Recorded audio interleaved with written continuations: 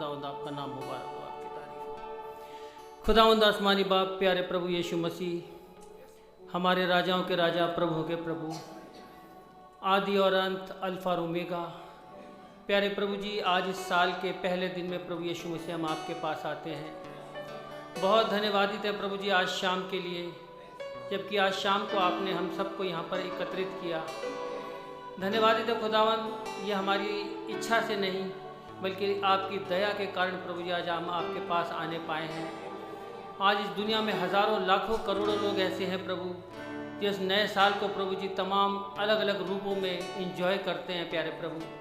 लेकिन मैं आपका धन्यवाद करता हूँ कि आपने हमें चुन करके अपने समीप आने दिया।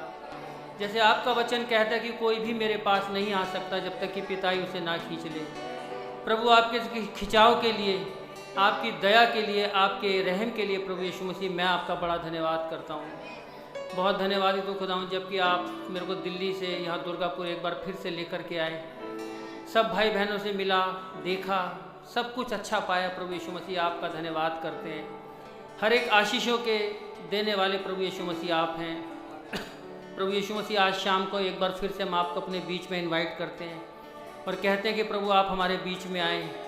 आज शाम को आप हमसे बातचीत करें। हमारा गीत गाना, वचन का पढ़ना, सुनना, सुनाना, हर एक चीज़ में आप ही को आदर और महिमा मिले। और प्रभु जब हम यहाँ से जाएं तो कहने पाएँ कि भला हुआ कि हम अपने प्रभु यहोवा के पास गए और खुदावन ने हमसे बातचीत की। इस कलीसिया के हर एक भाई बहन को बहुत आशीष और बरकत दें। हमारे अजीज़ भाई पास्टर रिंकू को बड़ी आशीष और बरकत दें। जितने भी हमारे अजीज़ भाई म्यूजिशियंस हैं प्रभु, और जो आपकी सेवाओं में लगे रहते हैं प्रभु, मेरी विनती आप इनको एक एक को बहुत आशीष और बरकत दें। अपने नाम और जलाल के लिए अधिकाई से इस्तेमाल करें प्रभु। ओ खुदावंद, आप बड़े, हम घटें, आपके नाम को महिमा मिले। हर एक चीज़ में आदर महिमा आप ही को देते हुए छोटी सी प्रार्थना, धन्यवाद की भेंट अपने उद्धारकर्ता प्रभु यीशु मसीह के नाम में होकर के चढ़ाते हैं। सुने और ग्रहण करें। Praise the Lord. आइए, जबकि हम लोग खड़े हुए हैं, हम बाइबल में से निकालेंगे उत्पत्ति की किताब और उसका 12वां अध्याय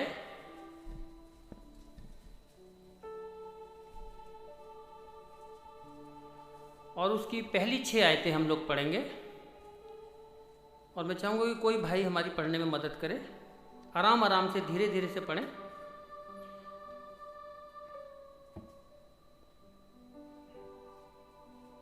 उस देश के बीच से जाते हुए अब्राहम, सॉरी ब्रदर, उत्पत्ति उसका 12वां अध्याय, उसकी पहली 6 आयतें, 1 से 6।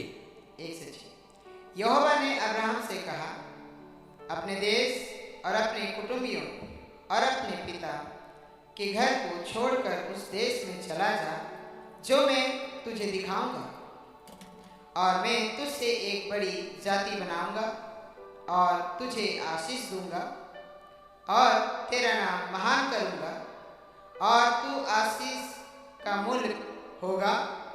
जो तुझे आशीर्वाद दे उन्हें मैं आशीष दूंगा, और जो तुझे कोसे उसे मैं शाप दूंगा, और भूमंडल के सारे कुल तेरे द्वारा आशीष पाएंगे। यहोवा के इस वचन के अनुसार अब्राहम चला और लूत भी उसके संग चला। और जब अब्राहम हरान देश से निकला उस समय वो 75 वर्ष का था। इस प्रकार अब्राहम अपनी पत्नी सारे और अपने भतीजे लूत को और जो धन उन्होंने इकट्ठा किया था, जो प्राणी उन्होंने हरान में प्राप्त किए थे, सबको लेकर कनान देश में जाने को निकल चला, और वो कनान देश में आ गए। उस देश के बीच से जाते हुए अब्राहम शकेम में, जहाँ मोर का बांज वृक्ष है, पहुंचा। उस समय उस देश में कनानी लोग रहते थे। आमीन। प्रभु अपने वचन के पढ़े जाने और सुने जाने पर आशीष दे। आइए एक छोटी सी प्रार्थना और करेंगे। खुदावंद आपका बड़ा धन्यवाद करते हैं प्रभु आपके इस पढ़े गए वचन के लिए। प्रभु मैं आपको इनवाइट करता हूँ प्रभु कि आज शाम को एक बार फिर से आप हमारे बीच में आएँ। प्रभु आप मेरी पूरी बॉडी का टेक चार्ज अपने हाथ में लें। आप बढ़ें, हम घटें। प्रभु होंठ तो बेशक मेरे हिले, लेकिन वचन आपका निकले, क्योंकि समझाने वाले, सिखाने वाले टीचर आप हैं। मेरी विनती है कि प्रभु जी आपका आत्मा यहाँ पे बहुतायत से जुम्बिश करने पाए।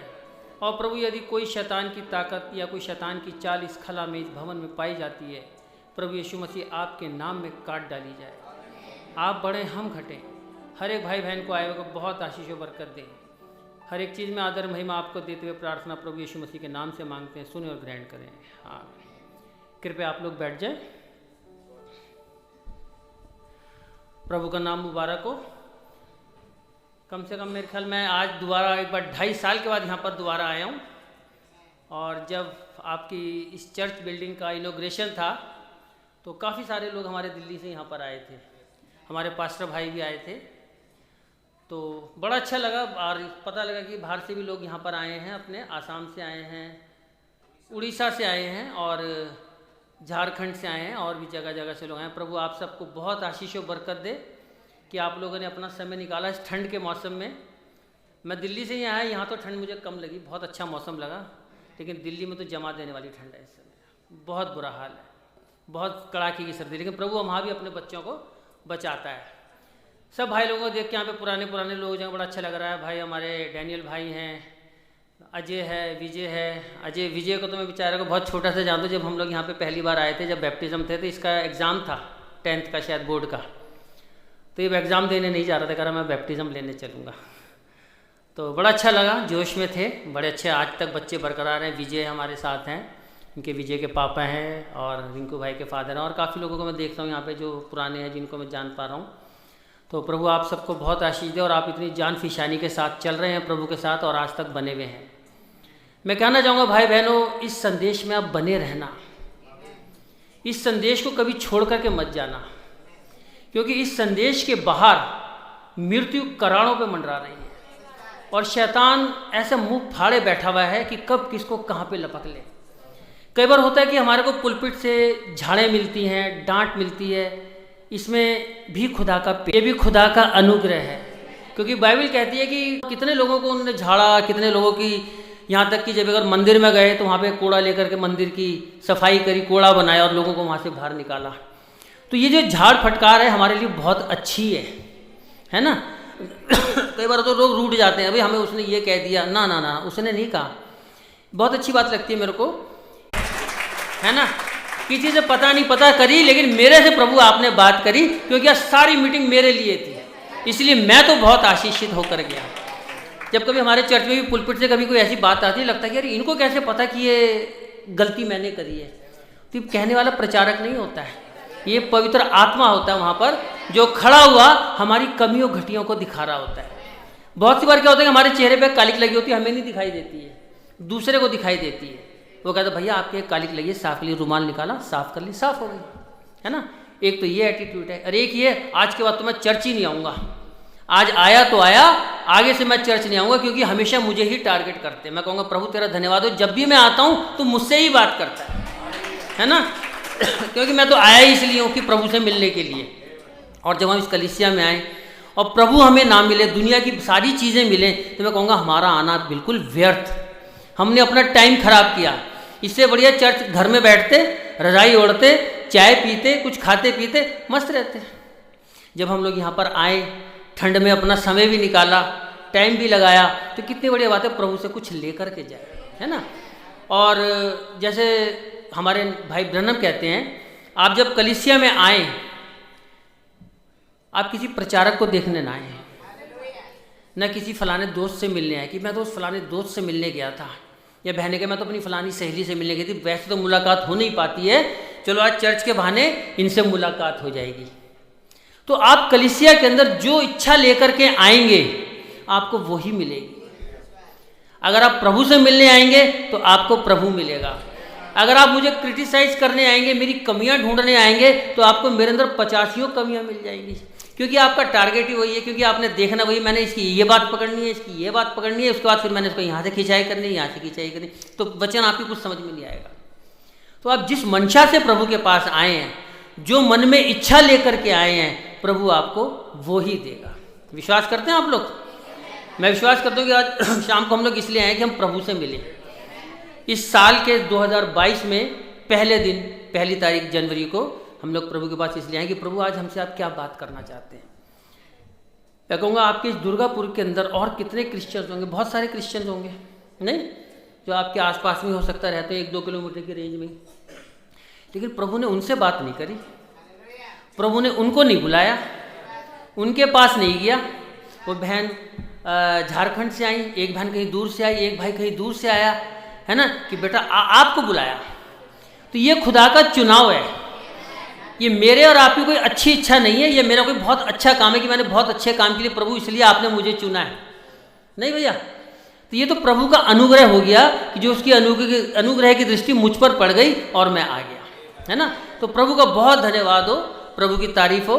और मैं चाहूँगा आज शाम को हम लोग थोड़ी देर के लिए वचन में से हम देखेंगे, क्योंकि मैं भी बहुत थका हुआ था, क्योंकि हम लोग भी कल दोपहर के चर्च में प्रोग्राम थे, हम भी सवेरे 6:30 बजे घर पहुँचे हैं, और आप लोग भी मेरे ख्याल कल रात की मीटिंग रही, आप लोग भी काफ़ी टायर्ड हैं। तो हम कोशिश करेंगे कम समय में कम कहेंगे और ज़्यादा समझेंगे, नहीं तो आप लोग भी थकेंगे, कल फिर सवेरे आना है, तो हम लिमिटेड बातें करेंगे, टू द पॉइंट बातें करेंगे, जो छूट जाएंगी प्रभु चाहेगा उनको कल देख, नहीं। खुदा उनका नाम मुबारक हो।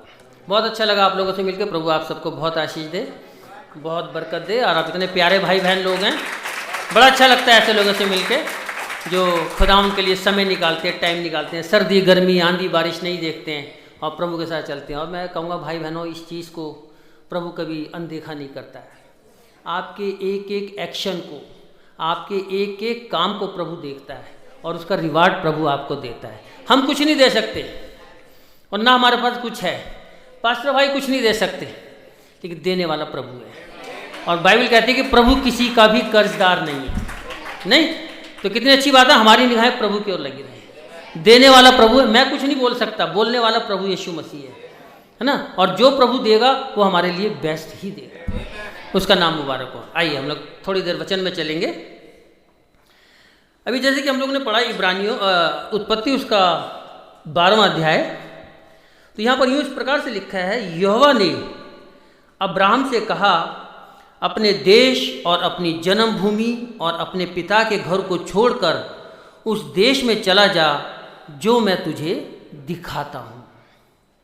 खुदा ने इब्राहिम से कहा कि अपने देश, अपने घर, अपने पिता के घर को छोड़ करके उस देश में चला जा जो मैं तुझे दिखाता हूँ। अभी देश दिखाया नहीं है खुदा ने इब्राहिम को, सिर्फ कहा ही है कि चला जा, है ना। फिर आगे क्या कहते हैं, और मैं तुझसे एक बड़ी जाति बनाऊंगा और तुझे आशीष दूंगा और तेरा नाम बड़ा करूंगा और तू आशीष का मूल होगा, है ना। खुदा ने कहा मैं तेरे से एक बड़ी जाति बनाऊंगा, ये खुदावंद कह रहा है। इब्राहिम कह सकता है कि प्रभु अभी तो मैं 75 साल का हो गया हूँ, बूढ़ा हो गया हूँ, अभी तक तो कोई आशीष मेरे पास आई नहीं है। इब्राहिम ने ऐसे सवाल किया? नहीं किया। लेकिन जब खुदा ने इब्राहिम से कहा कि इब्राहिम चल, तो इब्राहिम ने कोई ना नुकुर नहीं करी। उसने कहा प्रभु, वो कह सकता था कि प्रभु अगर आपने मेरे को चुना है और आप आशीषें देना चाहते हैं तो क्यों ना मेरे को यहीं दे दें जहाँ मैं रह रहा हूँ, क्यों मुझे इतनी दूर भेज रहे हैं किसी, और वो भी उस देश में जो कि मैंने अभी देखा ही नहीं है, ना मैं उसका नाम जानता हूँ, कहाँ पर जाना है, कैसे करना है, क्या नहीं करना है, ना मैं जानता हूँ। और देखो जिस देश में मैं यहाँ पे रह रहा हूँ ना, इस देश में मेरा सारा परिवार यहाँ पर है, मेरा भाई यहाँ पर है, मेरे फादर यहाँ पर है, मेरी माता यहाँ पर है, मेरा भतीजा लूत है वो भी यहाँ पर है, तो क्यों नहीं प्रभु जो कुछ देना दुलाना वो यहीं दे दो वहाँ काहे को ले जाते हो इतनी दूर, मेरा बिजनेस यहाँ पे सेटल है। इब्राहिम कह सकता था प्रभु से, नहीं, लेकिन इब्राहिम ने ऐसा कहा नहीं। लेकिन वचन कहता है कि इब्राहिम खुदा की इस आज्ञा के अनुसार चला। बहुत प्यारी बात लगती है, जो कुछ खुदा ने इब्राहिम से कहा, इब्राहिम ने खुदा की एक एक बात का, एक एक वचन का विश्वास किया और इब्राहिम ने कहा ठीक है प्रभु, मैं चलने को तैयार हूँ। और इब्राहिम ने अपना सब सामान बांधा, नहीं, अपना सोना चांदी जो भी कुछ उसके पास था लिया और चल पड़ा, और साथ में अपने पिता और अपने भतीजे लूत को भी लेकर के चला, है ना। ऐसे ही लिखा ना, ऐसे ही पढ़ा हम लोगों ने अभी कि इब्राहिम चला और खुदा ने कहा था मैं तुझसे एक बहुत बड़ी जाति बनाऊंगा, है ना, और तू उनका एक मूल होगा, जड़ होगा, तेरे द्वारा सारी आशीषें पृथ्वी के ऊपर आशीष पाएंगी। ये खुदा का वायदा था। लेकिन अभी तक वायदा कहीं दिखाई नहीं देता इब्राहिम को।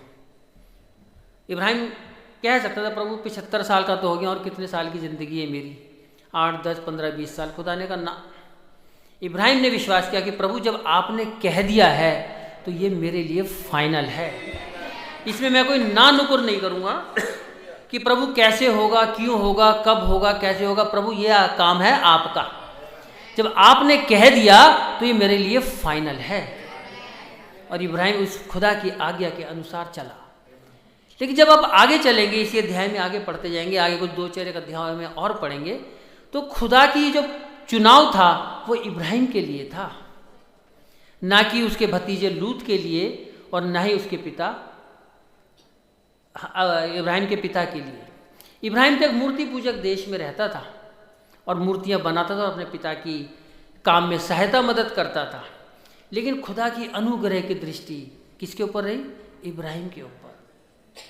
लेकिन जब वायदा खुदा के ने इब्राहिम के साथ किया तो इब्राहिम ने पता क्या करा कि ऐसा है कि पापा आप भी चलो, लूत आप भी चलो, तू भी चल और तू भी चल और तू भी चल।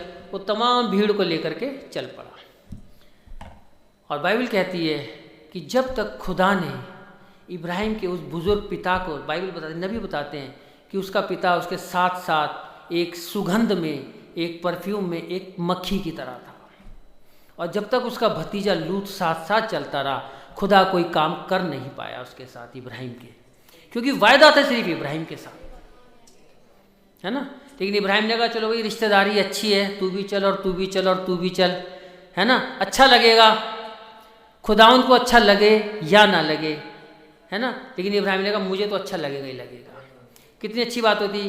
वो कहता कि मेरी संग जो वाचा है, खुदा ने जो वाचा बांधी है वो इब्राहिम के साथ है, क्योंकि इब्राहिम मेरे और आपकी तरह एक इंसान है, शारीरिक इंसान है, उसके अंदर भी फीलिंग्स हैं, उसके अंदर भी प्रेम है अपने माता पिता के प्रति, अपने भाइयों के प्रति, अपने रिश्तेदारों के प्रति।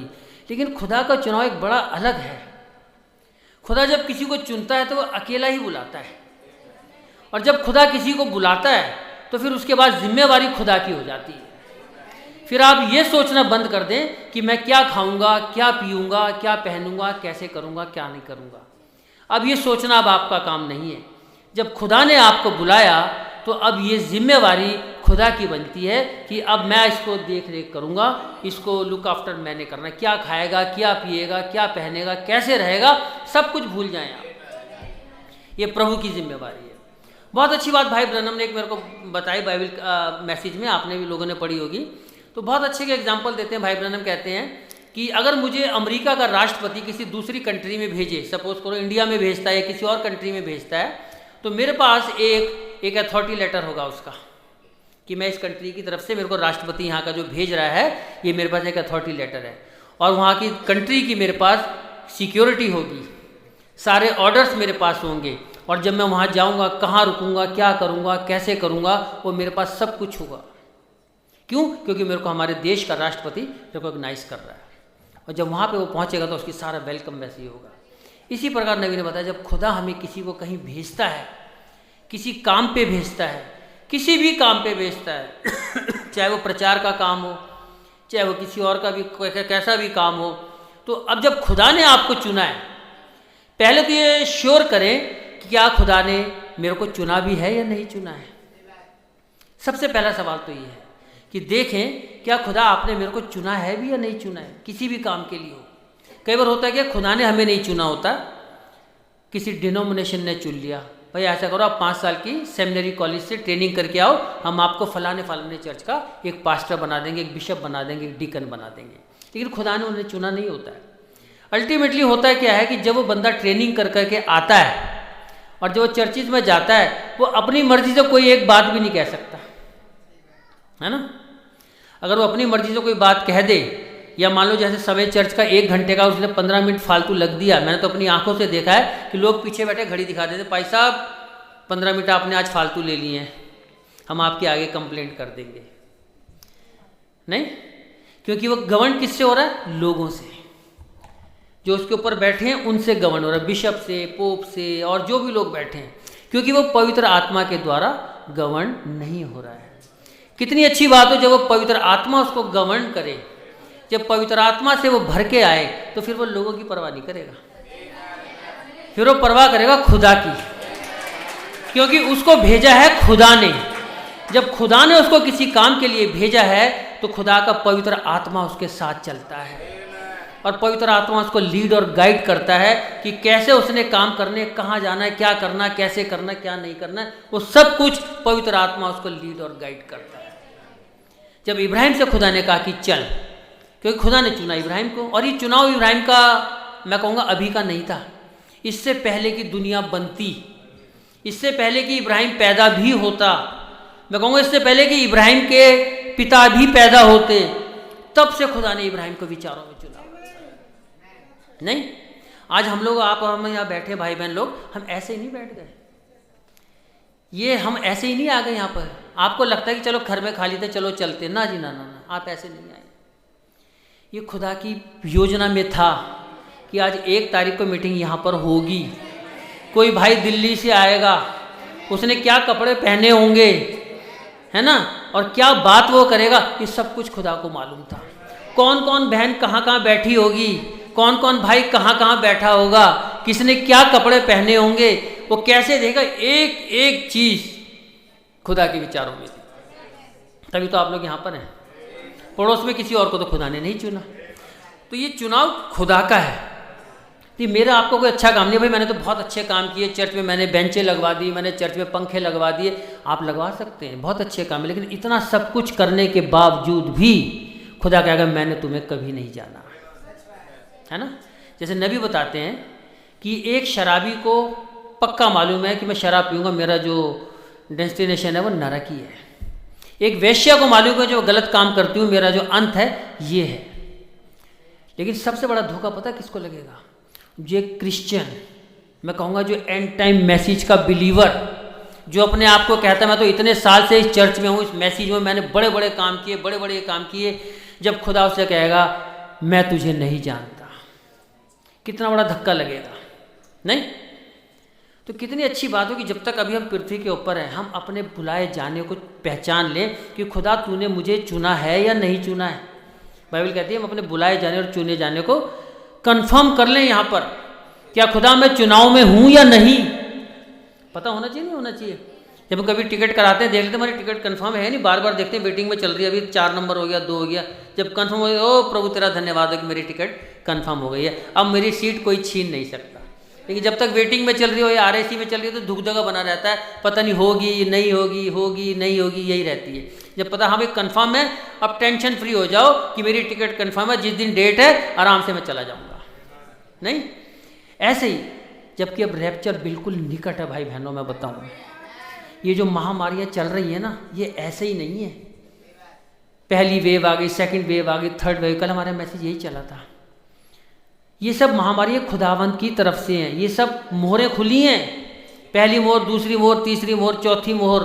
पहली मोहर में कैसे शैतान ने धोखा देता हुआ आया लोगों को कि ये हो जाएगा, अब धोखा दे रहा लोगों को, है ना। उसके हाथ में धनुष तो है लेकिन बाण नहीं है।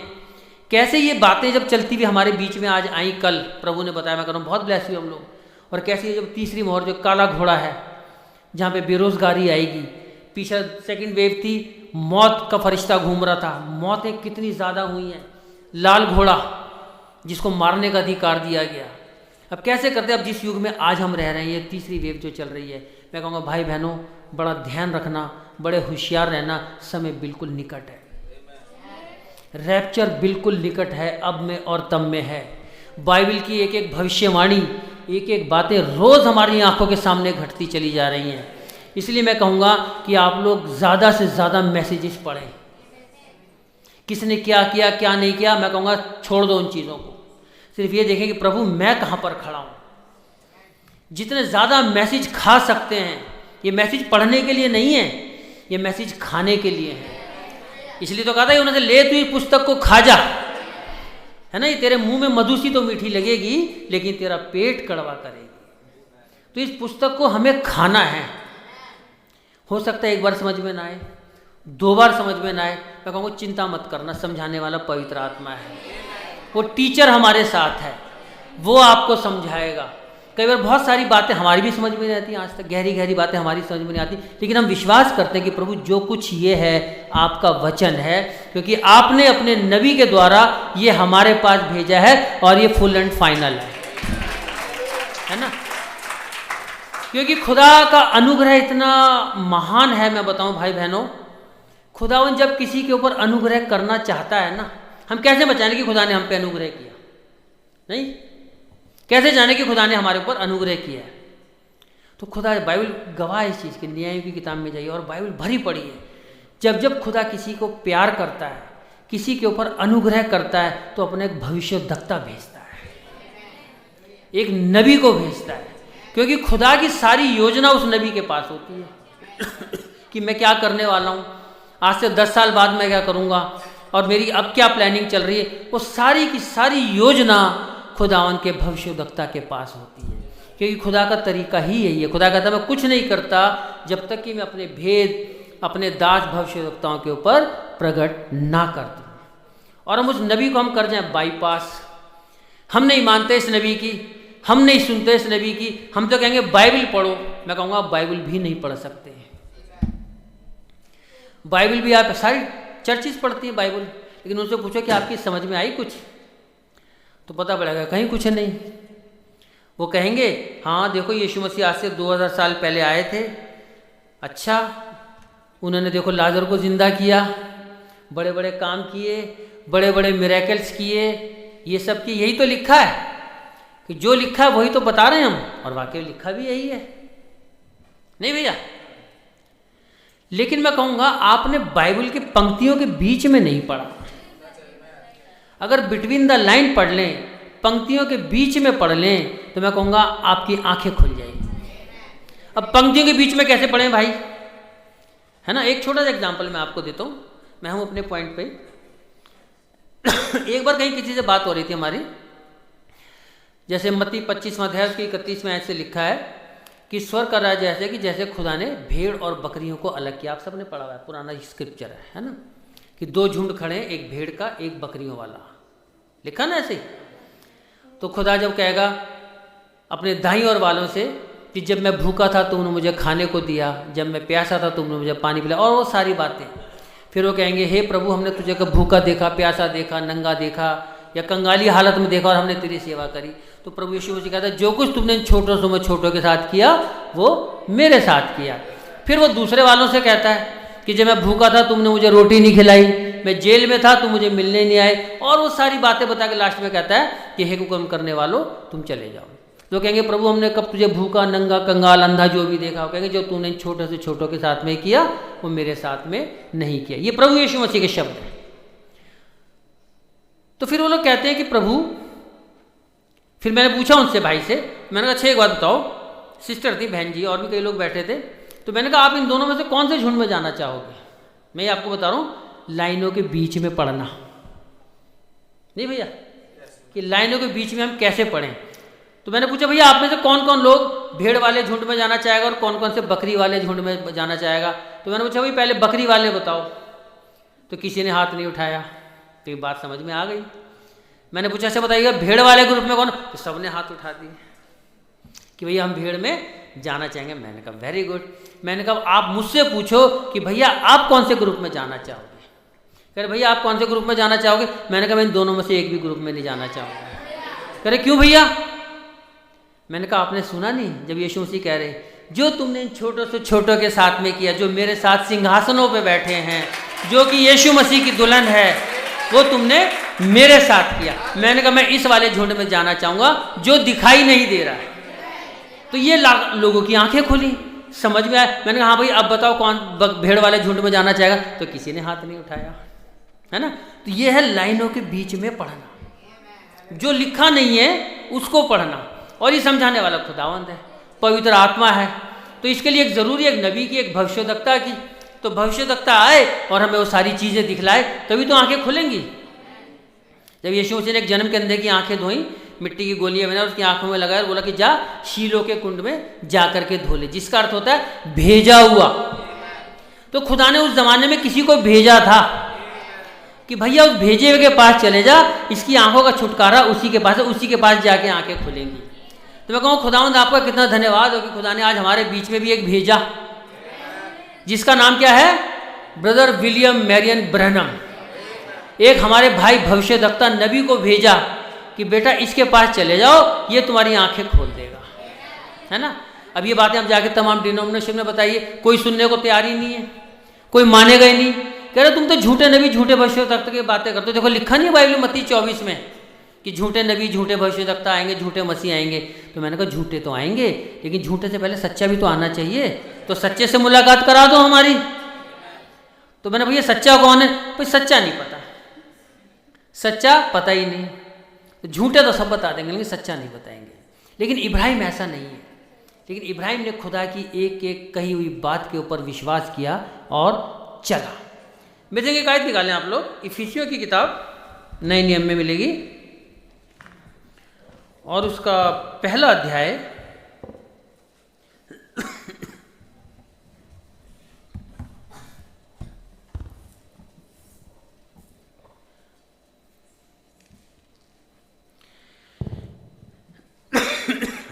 यहाँ इस प्रकार से लिखा है, पौलुस की ओर से जो खुदा की इच्छा से यीशु मसीह का प्रेरित है, उन पवित्र और मसीह यीशु में विश्वासी लोगों के नाम जो इफसुस में हैं, है ना।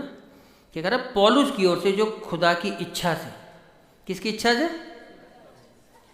या किसी पादरी की इच्छा से, किसी बिशप की इच्छा से?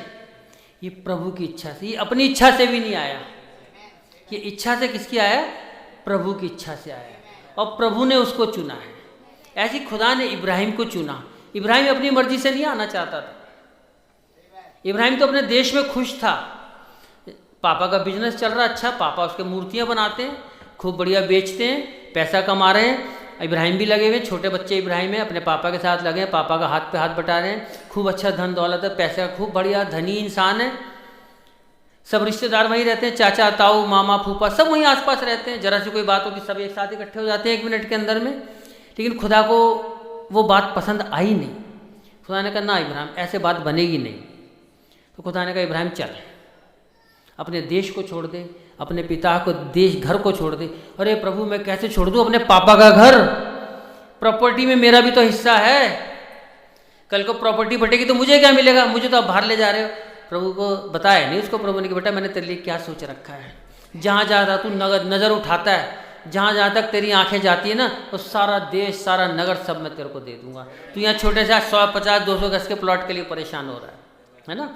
तो पौलुस कह रहा है खुदा की इच्छा से, मैं अपनी इच्छा से नहीं आया हूँ।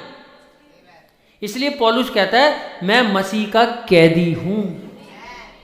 कहता है ना पौलुस की, इसमें कुछ लिखा किताब में कि पौलुस कहता है मैं मसीह का कैदी हूँ। एक कैदी को देखा आपने? कैदी कैसे होते हैं जेलों में, कभी आप लोगों ने देखे हो? कैदी की अपनी मर्जी चलती है, कितना ही खूंखार कैदी क्यों ना हो, कितना ही ज़्यादा क्रिमिनल क्यों ना हो, कितने ज़्यादा उसने मर्डर क्यों ना हो, लेकिन जब एक पुलिस की गिरफ्त में जब वो आ जाता है तो एक मामूली सा सिपाही भी जो है ना उसको खींच के लेता है, चलो इधर को, और जहाँ वो ले जाता है उसको वहीं बैठना पड़ता है, जो कराएगा करेगा। क्यों? क्योंकि अब ये कैदी है। ऐसी पौलुस कह रहा है मैं मसीह का कैदी हूँ, अब मेरी अपनी मर्जी कोई नहीं, अपने लिए मैं मर चुका हूँ। ये मरना शब्द ना मुझे बहुत बढ़िया लगता है। आमतौर से लोग मरना चाहते नहीं हैं। जब तक हम मरेंगे नहीं नया पैदा नहीं होगा। ये शरीर जो है, मांस और लहू जो है, खुदा के राज्य का वारिस नहीं हो सकता। इसलिए भाई ब्रैनम ने हमेशा बार बार मैसेज में कहा जब तक आपका नया जन्म ना हो आप स्वर्ग राज्य को देख भी नहीं सकते। तो नया जन्म हो कैसे भाई? तो उसके लिए खुदा ने बाइबल में तरीका बताया है ना।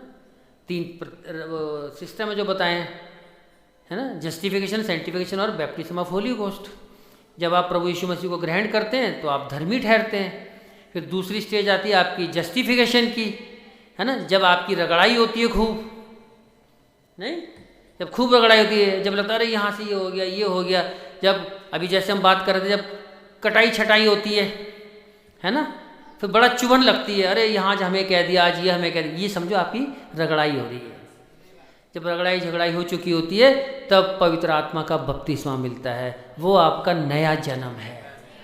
अब आप कहेंगे हमने देखो पुराने चर्च में आते थे, हमने वहाँ चढ़ाना छोड़ दिया, अब हम क्रिसमस नहीं मनाते हैं, अब हम सिगरेट नहीं पीते हैं, अब हम शराब नहीं पीते हैं। मैं कहूँगा ये तो तैयारियाँ हैं, ये आपकी तैयारियाँ हैं। अब ये नहीं कि आपने ये सब काम करने छोड़ दिए, आपका रैप्चर हो रहा है। रैप्चर के लिए भी तो लंबा कोर्स है। जब आपका पवित्र आत्मा से बपतिस्मा हो जाए तब जाके आप लाइन में कि हाँ अब मुझे कुछ हल्की सी उम्मीद है। अभी भी नहीं है, मैं कह रहा हूँ, उसके बाद भी बहुत सारे काम हैं जो आपने करने हैं, जो खुदा ने बताए हैं, है ना। तो सबसे पहले आपको मरना पड़ेगा अपने लिए। जब तक गेहूं का दाना ज़मीन में पड़ के मर नहीं जाता है तो नया नहीं ला सकता। वो गेहूं को दाना अगर मैं मरना नहीं चाहता तो भैया नया कहाँ से आएगा। तो इसलिए जब गेहूं का दाने का ज़मीन में बोगे वो सड़ जाएगा, मर जाएगा, तब उसके बाद नया किलिया निकलता है। अब कहेंगे प्रभु ये भी चलता रहे जीवन और वो भी चलता रहे, नया वाला भी दे दे, तो मेरे दोनों हाथों में लड्डू मिल जाएं, तो ऐसा होता नहीं, नहीं। तो इसलिए आपको मरना पड़ेगा अपने पुरानी अंडरस्टैंडिंग से, पुराने विचारों से, पुरानी संगति से, पुरानी दोस्ती से, पुराने लोगों से, पुराने फैशन से, उन तमाम चीज़ों से आपको मरना पड़ेगा। तभी तो प्रभु आपके जीवन में काम करेगा, तभी तो नया जन्म आएगा, है ना। तो नबी ने एक बहुत अच्छा एग्जाम्पल दिया कि होली स्पिरिट मान के चलिए जैसे एक रनवे है, जैसे प्लेन उतरता है ना, तो अगर प्लेन उतरना है तो नीचे रनवे खाली होना चाहिए, नहीं। और रनवे खाली ना हो तो वहाँ से इनका कांटेक्ट हो जाता है कि भाई अभी प्लेन आप उतारना मत, नहीं तो नीचे एक्सीडेंट हो जाएगा, क्योंकि अभी कोई दूसरी फ्लाइट खड़ी हुई है उड़ने के लिए। तो वो टेक ऑफ करेगी तब आप उतरना। जब तक प्लेन के ऊपर घूमता रहेगा, मंडराता रहेगा, चक्कर काटता रहेगा, पेट्रोल फूंकता रहेगा अपना। इसी प्रकार पवित्र आत्मा एक एरोप्लेन है, वो आपके रनवे के ऊपर उतरना चाहता है, लेकिन जब वो जैसे उतरने के लिए आता है देखता अरे इसमें तो झूठ भरा हुआ है, यहाँ हेरा फेरी है, यहाँ ईर्ष्या है, ये कपट है, ये जलस है, ये वो ऊपर ही घूमता रहता है। वो तो उतरना चाहता है, ये कहता भाई रनवे तो खाली करो, पुराना तो हटाओ कबाड़। बहुत से लोग ऐसे भी हैं जो डिनोमिनेशन से बाहर तो निकल ही आए, है ना। अब हम इस एंड टाइम मैसेज के चर्च में आ गए, लेकिन पुरानी यादें आज भी रखी हुई हैं, पुराना जीवन आज भी चल रहा है। पुराने पुराने कपड़े, पुरानी पुरानी जीन्सें, ये मैंने संभाल के रखी है। कभी याद आती है, ओहो पुरानी देखो, मैं कभी इनको देखा करता था, कभी मैं पहना करता था, ये मेरे बुंदे वाली देखो रखे हैं संभाल के, कभी आड़े वक्त के लिए। क्या प्रभु तुम्हें भरोसा नहीं है कि तुम्हें आड़े वक्त में प्रभु तुम्हारी सहायता करेगा, है ना। नहीं रखे हैं, लेकिन प्रभु कहते हैं रनवे को साफ कर दो, ये पुरानी चीज़ों को निकाल करके फेंक दो। जब तक पुराना निकलेगा नहीं तो नया आएगा कैसे। इसलिए हमारे जीवन में बहुत सी दफ़ा काम हो नहीं पाते हैं, क्योंकि हम पुरानी चीज़ें दबाए बैठे होते हैं। तो इसलिए प्रभु के सामने हम खाली नहीं होते। इसलिए बार बार भाई ब्रनम कहते हैं पुराना मरना ज़रूरी है। जब तक आप मरोगे नहीं तो नया आ नहीं सकता। तो पुराना मरना, इसलिए जब हम बपतिस्मा लेते हैं ना, जब प्रभु यीशु मसीह के नाम में हम गाड़े जाते हैं, जब पानी में जाते हैं हम गड़ते हैं, और जब हम बाहर निकलते हैं मसीह में बाहर निकलते हैं कि पुराना जो मैं था वो गड़ गया, अब ये नया आया, आज से मैं मसीह में जीऊँगा, है ना। तो ऐसा वाला जीवन होना चाहिए। तो पौलुस कह रहा है अब मेरी इच्छा कोई नहीं रही। पहले पौलुस एक समय था जब मसीह के लिए क्या करता, लोगों को सताता था, मारता था, यहाँ तक कि कत्ल भी करवाया उसने। लेकिन जब प्रभु यीशु मसीह में आ गया, जब उसका पुराना मर गया, पुराना चला गया, अब वही पौलुस जो शाऊल था अब पौलुस बन चुका है, अब वो मसीह के लिए लोगों को जीतता है। तो पौलुस कह रहा मेरी इच्छा नहीं है, मैं अपने लिए मर चुका हूँ टोटली, मेरी अपनी समझ काम ही नहीं करती है, जो मुझे प्रभु बताता है मैं वही करता हूँ, है ना। फिर आगे क्या कहता है दूसरी आयत, हमारे पिता खुदा और प्रभु यीशु मसीह की ओर से तुम्हें अनुग्रह और शांति मिलती रहे। हमारे प्रभु यीशु मसीह के और पिता का धन्यवाद हो कि उसने हमें मसीह में स्वर्गीय स्थानों में सब प्रकार की आशीष दी है। किस में आशीष मिली है? प्रभु यीशु मसीह में। प्रभु यीशु मसीह कौन सा मसीह? आज का मसीह, जो आज का विंडिकेटेड मैसेज है, जो खुदा ने एक नबी के द्वारा भेजा। इस वाले यीशु मसीह में आ जाओ। आज भी 2000 साल पुराने वाले यीशु मसीह में तो सारी दुनिया चल रही है। अभी उन्होंने सब क्रिसमस मनाया यीशु मसीह के नाम का, लेकिन मसीह से कोई पहचान है नहीं उनकी। उसके नाम का केक खा लिया, स्टार लगा लिया, शराबें पी ली और सारे बड़े बड़े काम कर लिए, लेकिन पूछो मसीह कहाँ है? तो मसीह कहीं है ही नहीं, है ना। अभी पिछले दिनों हमने कहीं से बात करी, मैंने कहा हम मसीह से मिलना चाहते हैं, मिलवाओ। अरे भैया आप तो ऐसी ऐसी बातें करते हो, मिलवा देंगे बाद में, अभी समय थोड़ा ही है। अरे भैया जन्मदिन तो मसीह का मना रहे हो। हमारे पास्टर भाई लाल थे, उन्होंने बहुत अच्छा गाना लिखा था किताब में, आप लोगों के बड़ा दिन आया हर साल मनाया है सुनने वाले, क्या तूने नया जन्म पाया। उसमें एक बहुत अच्छी आयत आती है, खुशी जिसकी तुमने मनाई उसे तुमने कैसे भुलाया, है ना। मान लो किसी भाई के बच्चे का बर्थडे हो, घर में खूब फंक्शन पार्टी चल रही है और जिस बच्चे का बर्थडे वो घर से बाहर है, वो बर्थडे होगा? जिस यीशु मसीह की वो लोग खुशी मना रहे हैं, जिस यीशु मसीह का बर्थडे मना रहे हैं, वो मसीह तो है ही नहीं, वो कहीं और, मसीह से दूर दूर तक कोई लेना देना नहीं है। तो आजकल लोगों का जो क्रिसमस है वो क्या है, शराबें पीना, नए कपड़े पहन लिए, केक कटवा लिए और ये कर लिए। हम सब जानते हैं सब चीज़ें मूर्ति पूजा हैं और कहाँ से चले आ रही हैं। यीशु मसीह के भी पैदा होने से सैकड़ों साल पहले ही सब चलता चला आ रहा है। तो प्रभु ने हमको वहाँ से निकाला, उस पुरानी अंडरस्टैंडिंग से निकाला। लेकिन अभी भी लोग सोचे अरे है क्या बताएं भैया, अब यहाँ तो हमने छुड़वा तो दिया, रिंकू भाई ने हमसे सब यहाँ पे कह के कि जब हम देखते हैं ना अपने पुराने फलाने रिश्तेदार को, देखो क्या बड़ा स्टार लगाया हुआ है, मेरा स्टार इससे बड़ा होता था किसी टाइम में। ये 10 किलो का केक बना है, मेरे 15 किलो का बनता था।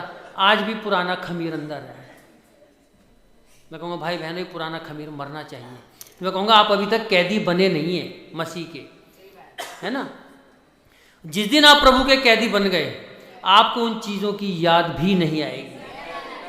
कितनी बढ़िया बात है कि हम प्रभु के लिए मरें तो सही, अपना रनवे खाली तो करें कि होली स्पिरिट उतर करके आए। जब तक रनवे खाली नहीं होगा तो मैं कहूँगा पवित्र आत्मा आएगा नहीं। पवित्र आत्मा बहुत जेंटिल है, नबी ने बताया। वो मानो कि ऐसे फाख्ता की तरह है, आपने यहाँ गड़बड़ करी, फट कूद के जाके पेड़ की डाल पे बैठ जाता है और फिर वो वेट करता है कि ये तमाम गंदगी हटाए, मैं फिर से आ जाऊँ। तो कितना ज़रूरी है कि मुझे और आपको अपनी तमाम ये बुराइयों को, तमाम ये चीज़ों को मारना है ना। खुदा से आर्गूमेंट ना करें, प्रभु तू मुझे यहीं दे दे सब आशीष हैं। नबी ने बताया कि जब तक उसका पिता इब्राहिम का पिता और उसका भतीजा लूत उसके साथ साथ चलते रहे, खुदा ने इब्राहिम को कोई आशीष दी नहीं। इब्राहिम निकल तो आया लेकिन कोई ब्लेसिंग्स मिली नहीं।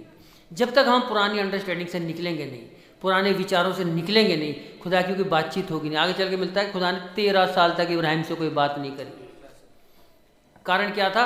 अविश्वास। तो इस अविश्वास को हमें अपने अंदर से अलग करने की ज़रूरत है। और जब तक हम मसीह के कैदी नहीं बनेंगे, पौलुस कह रहा है कि चिट्ठी किसके लिए है? जो पहले आते पौलुस की ओर से जो खुदा की इच्छा से यीशु मसीह का प्रेरित है और उन पवित्र और मसीह यीशु में विश्वासी लोगों के नाम। ये हर किसी के लिए नहीं है चिट्ठी, ये सिर्फ उन लोगों के लिए जो विश्वासी हैं, जो विश्वास में हैं, जो प्रभु यीशु मसीह को अपना उद्धारकर्ता मान चुके हैं, जो दुनिया की तरफ से मर चुके हैं, जिनका जीवन बदल चुका है, ये उनके लिए है। और जो भाई कहलाते हैं, ये पवित्र विश्वासी भाइयों के लिए, ये हर किसी के लिए है ही नहीं चिट्ठी। कोई कहे मेरे लिए ना, कैसे चिट्ठी? आप जीवन तो आपका कुछ और दिखता है भाई साहब और बहन जी, है ना। तो जब तक आप मरोगे नहीं तो आप भाई कहाँ से बनोगे? एक भाई तो वही सोचते जब हमारे आपस में विचार मिलते हों, हम एक ही परिवार के हों, तभी तो हम भाई कहलाएंगे। हम मन में रखें कपट, ईर्ष्या, जलन, नफरत, तो भाई कहाँ से हुए? फिर तुम दुश्मन हो गए। नहीं भैया, तो हमें मरना जरूरी है। पौलुस कहता है मैं रोज मरता हूं, तो मरना जरूरी, इसलिए हम मसीह के कैदी बने। संसार के एक दूसरी पार्टी है, एक शैतान है। अब आप देखें किसके कैदी हैं, शैतान के हैं या मसीह के हैं? तो आपका जीवन ये बता देगा कि आप किसके कैदी हैं। नबी ने बताया किसी को कहने की जरूरत नहीं है।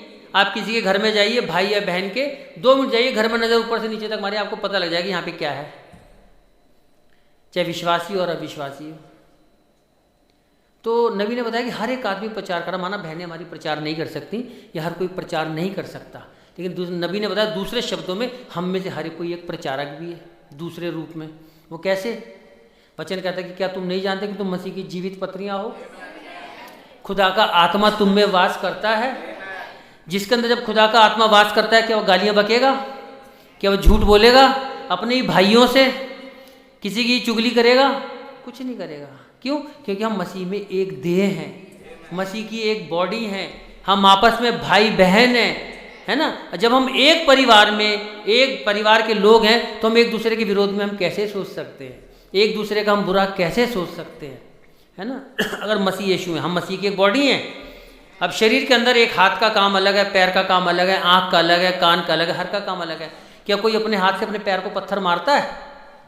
नहीं मारता, खून निकलेगा भाई, दर्द होगा।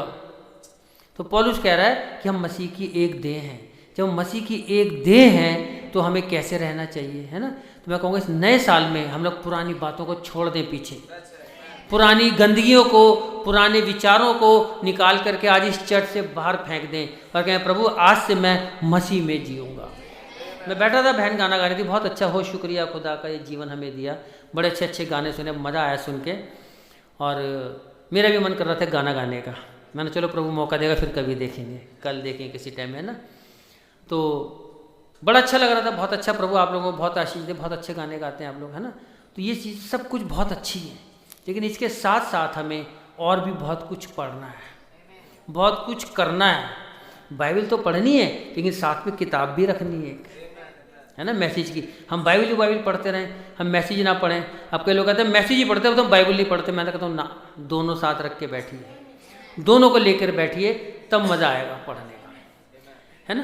तो चिट्ठी कह रहा है कि हमारे प्रभु यीशु मसीह के खुदा और पिता का धन्यवाद हो कि उसने हमें मसीह में स्वर्गीय स्थानों में सब प्रकार की आशीषें दी हैं। किसमें? प्रभु यीशु मसीह में। आज हम एक स्वर्गीय स्थानों में बैठे हैं, आज हम शैतानी स्थानों में नहीं बैठे हैं। यहाँ पे बैठ के हम कोई फिल्मी बातें या चुटकुले या कोई ऐसे जोक्स नहीं मार रहे हैं, क्योंकि वचन कहता है कि जहाँ कहीं भी 2 या 3 मेरे नाम में एकत्रित होते हैं, मैं उनके बीच में हूँ। आप विश्वास करते हैं प्रभु यीशु मसीह हमारे बीच में है ना। तो जहाँ प्रभु यीशु मसीह होता है तो वो स्थान स्वर्गीय स्थान बन जाता है ना। वहाँ खुदा की वर्शिप होती है, वहाँ खुदा की तारीफ होती है, वहाँ धन्यवाद होते हैं, वहाँ गीत होते हैं, और हर चीज़ बढ़िया ही बढ़िया चलती है, और वो स्थान स्वर्गीय स्थान बन जाता है। क्योंकि जहाँ पे खुदा तो वो स्थान स्वर्गीय स्थान।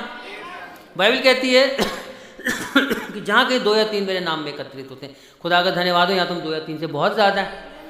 कितनी अच्छी बात है कि खुदा ने ये नहीं कहा कि जहाँ कहीं मेरे नाम से 150 या 100-200 लोग इकट्ठे होंगे। उसने कहा सिर्फ 2 लोग हो जाए, मैं वहाँ पर आ जाऊँगा, और प्रभु हमारे बीच में है ना। तो उसके लिए ज़रूरी है कि जब हम प्रभु के साथ स्वर्गीय स्थानों में, हमें सब प्रकार की आशीषें मिली हैं, है ना। ऐसा हो नहीं सकता कि आप प्रभु के साथ सिंसियर चले और आपको खुदावन की आशीषें ना मिले। हाँ, ये बात आना कि जीवन में परेशानियाँ, दुख तकलीफ़ें आ सकती हैं, और ये हर एक विश्वासी के जीवन में आती हैं, मेरे जीवन में भी आती हैं, आपके जीवन में भी आती हैं, और ये आना भी ज़रूरी है, क्योंकि ये हमारी परीक्षाएं हैं।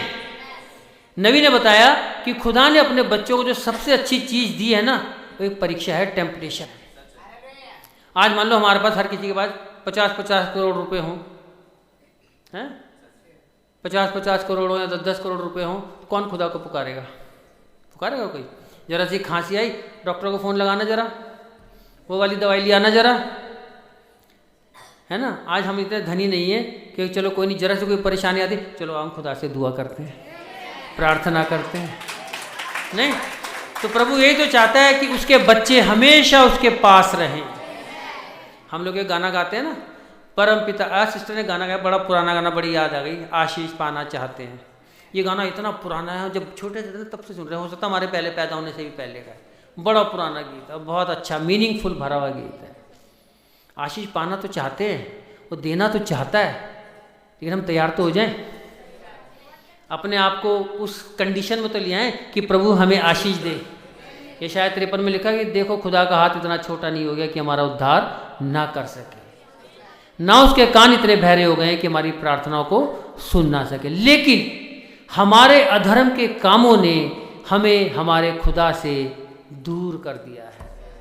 खुदा तो वहीं खड़ा है, प्लेट लिए खड़ा है कि ले बेटा, लेकिन आपने हैच लगा दी आगे कि प्रभु तो इस पार से इस पार आ ही नहीं सकता। प्रभु बढ़ना चाहता है और रुक जाता है, कहता मैं कैसे आऊं। एक गुनाह का और एक पवित्र खुदा का कोई मेल जोल है नहीं। तो इसलिए प्रभु कहता है ये पुराना जीवन जो है, जो हमारे माता पिता के द्वारा पैदा है, इसमें तो गुनाह है ही, लगा हुआ ही है। इसको हम कितना साफ कर लें, कितना चमका लें, लेकिन ये कभी ठीक नहीं होगा। नहीं, हम इसको चमकाने में लगे रहते हैं, ये फलानी क्रीम लगा लो, फलाना शैम्पू लगा लो, ये क्रीम पोत लो, ये लगा लो, ऐसे कपड़े पहले तो हम सुंदर दिखेंगे। हम ऊपर ही डेंटिंग पेंटिंग में तो लगे रहते हैं, लेकिन जो अंदर आत्मा की जो सुंदरता है उसकी तरफ हम ध्यान नहीं देते हैं। कितनी ज़रूरी बात है कि अपनी अंदर की जो सुंदरता है उसकी तरफ ध्यान दें। जो प्रभु देखता है, प्रभु अंदर में का भी अंदर देखता है और इंसान सिर्फ ऊपर का देखता है। तो हमें अंदर का देखना है। तो इसलिए जब अंदर का सही होगा तो बाहर का ऑटोमेटिकली सही हो जाएगा। लेकिन शैतान ने उल्टा कर दिया, तुम ऊपर का चमकाए रखो, ऊपर का डेंटिंग पेंटिंग सही रखो, अंदर जो चल रहा है चलने तो कोई फर्क नहीं पड़ता। ऊपर कौन अंदर कौन देख रहा है, लेकिन प्रभु अंदर देखता है। इसलिए बाइबल कहती है खुदा के विचार और इंसान के विचार में जमीन आसमान का फर्क है। नहीं तो जब तक पुराना मरेगा नहीं तो नया आ नहीं सकता है। तो इसलिए पुराना मरना जरूरी है। इसलिए मसीह का कैदी बन जाएं कि प्रभु अब मैं आपका हूं कैदी, अब मेरी मर्जी खत्म, अब जो आप कहेंगे मैं वो करूंगा। आप कहेंगे दिन है तो दिन है, कहेंगे रात है तो रात है, मैं इसको मानने को तैयार हूं। तो हम प्रभु यीशु मसीह में तमाम आशीषें हमारे को मिलती हैं, चाहे वो आत्मिक आशीषें हों, आत्मिक तो मिलती ही मिलती हैं, चाहे वो आपकी शारीरिक चीज़ों की ज़रूरत भी क्यों ना हो। प्रभु कभी भी आपको किसी चीज़ से माड़ा नहीं रखेगा। आप प्रभु के साथ चल के तो देखें, प्रभु पे विश्वास तो करें। मैं चाहूँगा कि इस पुराने साल में जब बीत गया है, अपनी तमाम पुरानी बातों को दूर करते हुए नए सिरे से जन्म लें और प्रभु से कहें प्रभु आज से मैं मरना चाहता हूँ। अब प्रभु मैं आप में ठीक रीति से चलूँगा, जो जीवन हो गया सो हो गया। मैं कह रहा हूँ भाई बहनों, समय इतना ज़्यादा ख़राब है, आप सोच नहीं सकते हैं। आने वाले समय, आने वाले सालों में हालत इतनी ज़्यादा ख़राब होने वाली है हमारे हिंदुस्तान की। और ये वो समय है इससे पहले की बर्बादी चारों तरफ से आए, खुदा अपनी दुल्हन को यहाँ से ले जाने के लिए तैयार है। और ये मामला अब में और तब में है, अभी सालों में बात नहीं है कि अभी तो 10 साल वेट कर लो। मैं कहूँगा 10 साल तो बहुत दूर की बात है। आप सोचो ना, हम 3-4 साल वेट करें, मैं कहूँगा हो सकता है 3-4 साल भी बहुत ज़्यादा हो। क्योंकि नबी ने जो बातें बताई, जो भविष्यवाणियाँ बताई हैं, एक एक भविष्यवाणी हमारी आंखों के सामने पूरी हो रही है। इसलिए कहते हैं कि आप मैसेज इसको खूब पढ़ें, जितना ज़्यादा से ज़्यादा पढ़ सकते हैं उसको पढ़ें। लेकिन आज शैतान ने ना ऐसा गैजेट्स दे रखे लोगों को, अब वो बाइबल पढ़ने बैठते हैं, मैसेज पढ़ने बैठते हैं, आधे घंटे में 10 मिनट में नींद आनी शुरू हो जाती है। ये सबके साथ होता है। आप मोबाइल में बैठ जाओ 2 घंटे 3 घंटे, आपको नींद नहीं आएगी, है ना, और लगे रहेंगे सारी रात, आंखें फोड़ते रहेंगे। लेकिन जब बात आती है वचन की तो वहाँ पे आके लोगों को अच्छा नहीं लगता है। 2 पन्ने पढ़े, अब अच्छा नहीं लगता, छोड़ो अब अगले हफ्ते पढ़ेंगे, है ना। मैं कहूँगा मोबाइल को रख दो साइड में। ये शैतान का बहुत बड़ा हथियार है जो आज उसके बच्चों को गिराने का। मोबाइल ला के दे दो, अपने आप बिगड़ते चले जाएंगे बच्चे। तो ये शैतान ने हमें अब हमें शैतान की चालाकियों को समझना है। शैतान किन किन रूप में आ सकता है, छोटी छोटी बारीकियाँ उसकी। तो शैतान की इन चीज़ों को समझें। तो भाई बहनों, मैं कहूँगा ये जो हम लोग यहाँ बैठे हैं आज, ये हम अपनी मर्जी से नहीं आए, ये खुदावंद का चुनाव है, ये खुदावंद का अनुग्रह है। खुदा ने इब्राहिम को चुना और खुदावंद अकेला ही चला। हम चर्च में ऐसे ना आए कि मेरा फलाना मम्मी आएगी तो मैं भी जाऊँगा, पापा आएंगे तो वो जाएंगे तब मैं जाऊँगा, ऐसा ना चले। कोई जाए या ना जाए, लेकिन मैं प्रभु आऊँगा, है ना। इब्राहिम थोड़ा सा कच्चा वहीं खा गया तो उसने अपने पिता को भी ले लिया और अपने भतीजे लूत को भी ले लिया। खुदा ने कहा बेटा तू ऐसे तो अलग होगा नहीं, तो मैं एक काम करता हूँ, पहले तो तेरे पिता को उठा लेता हूँ मैं। बुजुर्ग तो वैसे ही हो गए हैं, अब इनको पहले मैं अब यहाँ से उठा लेता हूँ। पिता को बुला लिया, आ जाओ।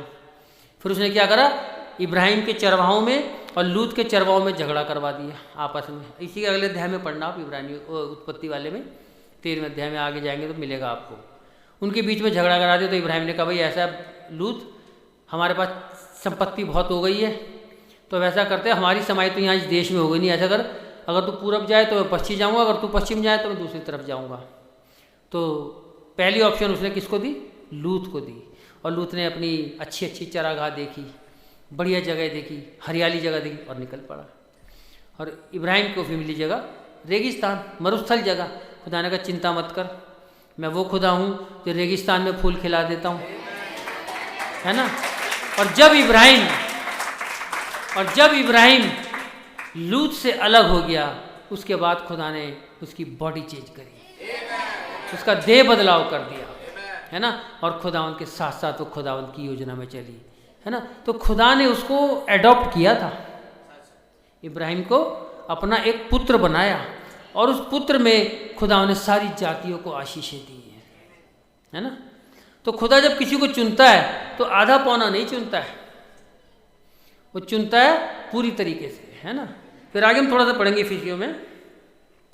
हमारे प्रभु यीशु मसीह के खुदा और पिता का धन्यवाद हो कि उसने हमें मसीह में स्वर्गीय स्थानों में सब प्रकार की आशीष दी है, जैसा उसने हमें जगत की उत्पत्ति से पहले उसमें चुन लिया।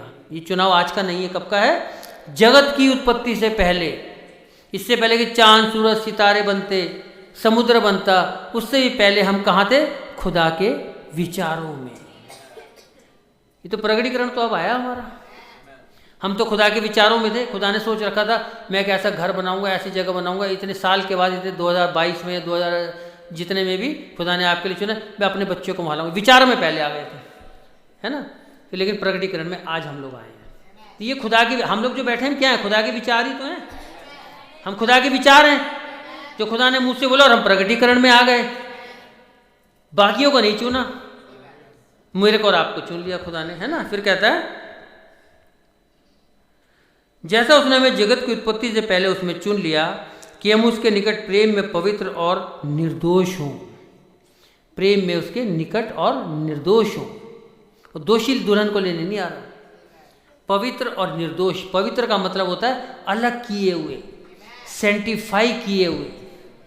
जब खुदा ने मिस्र से लोगों को निकाला, तो मिस्र के अंदर जो मिस्री लोग, जो इजरायली लोग थे, वो एक देश में रह रहे थे। खुदा ने एक देश में से एक छोटे देश को निकाला जिसको इजराइल बनाया। जब वो बाहर निकल करके आ गए, अब ये खुदा के लोग हैं, बाहर बुलाए हुए लोग हैं, अर्थात अब ये पवित्र किए हुए लोग हैं। जब खुदा ने मेरे को और आपको बुलाया तो हम एक पवित्र किए हुए लोग हैं। तो हम दुनिया के साथ मेल नहीं खा सकते। अब क्या बता, पड़ोस में किसी हिंदू की शादी, उसने हमें काट दिया कि भैया हमारे फेरे रात में पड़ेंगे, आ जाना। एक विश्वासी जाएगा? नहीं जाएगा। किसी ने होली पे हमें मिठाई दी, अरे ले लो, कोई फर्क नहीं पड़ता, हम तो तुम्हारे क्रिसमस का केक खा लेते हैं, एक विश्वासी खाएगा? एक दिवाली पे किसी ने कुछ गिफ्ट दे दिया, आप लोगे? क्योंकि आप तो अलग किए हुए हो। अगर आप उनके जैसे ही काम कर रहे हो, उनकी जैसी ही चीज़ें आप ले रहे हो, तो आप और उनमें फ़र्क क्या रहा, है ना। उसने आपको दिया, आपने उसको दिया, बराबर हम सब एक हैं। और वो कहते भी हैं लोग। फैसला तब लेना चाहिए, हम नहीं लेंगे आपकी।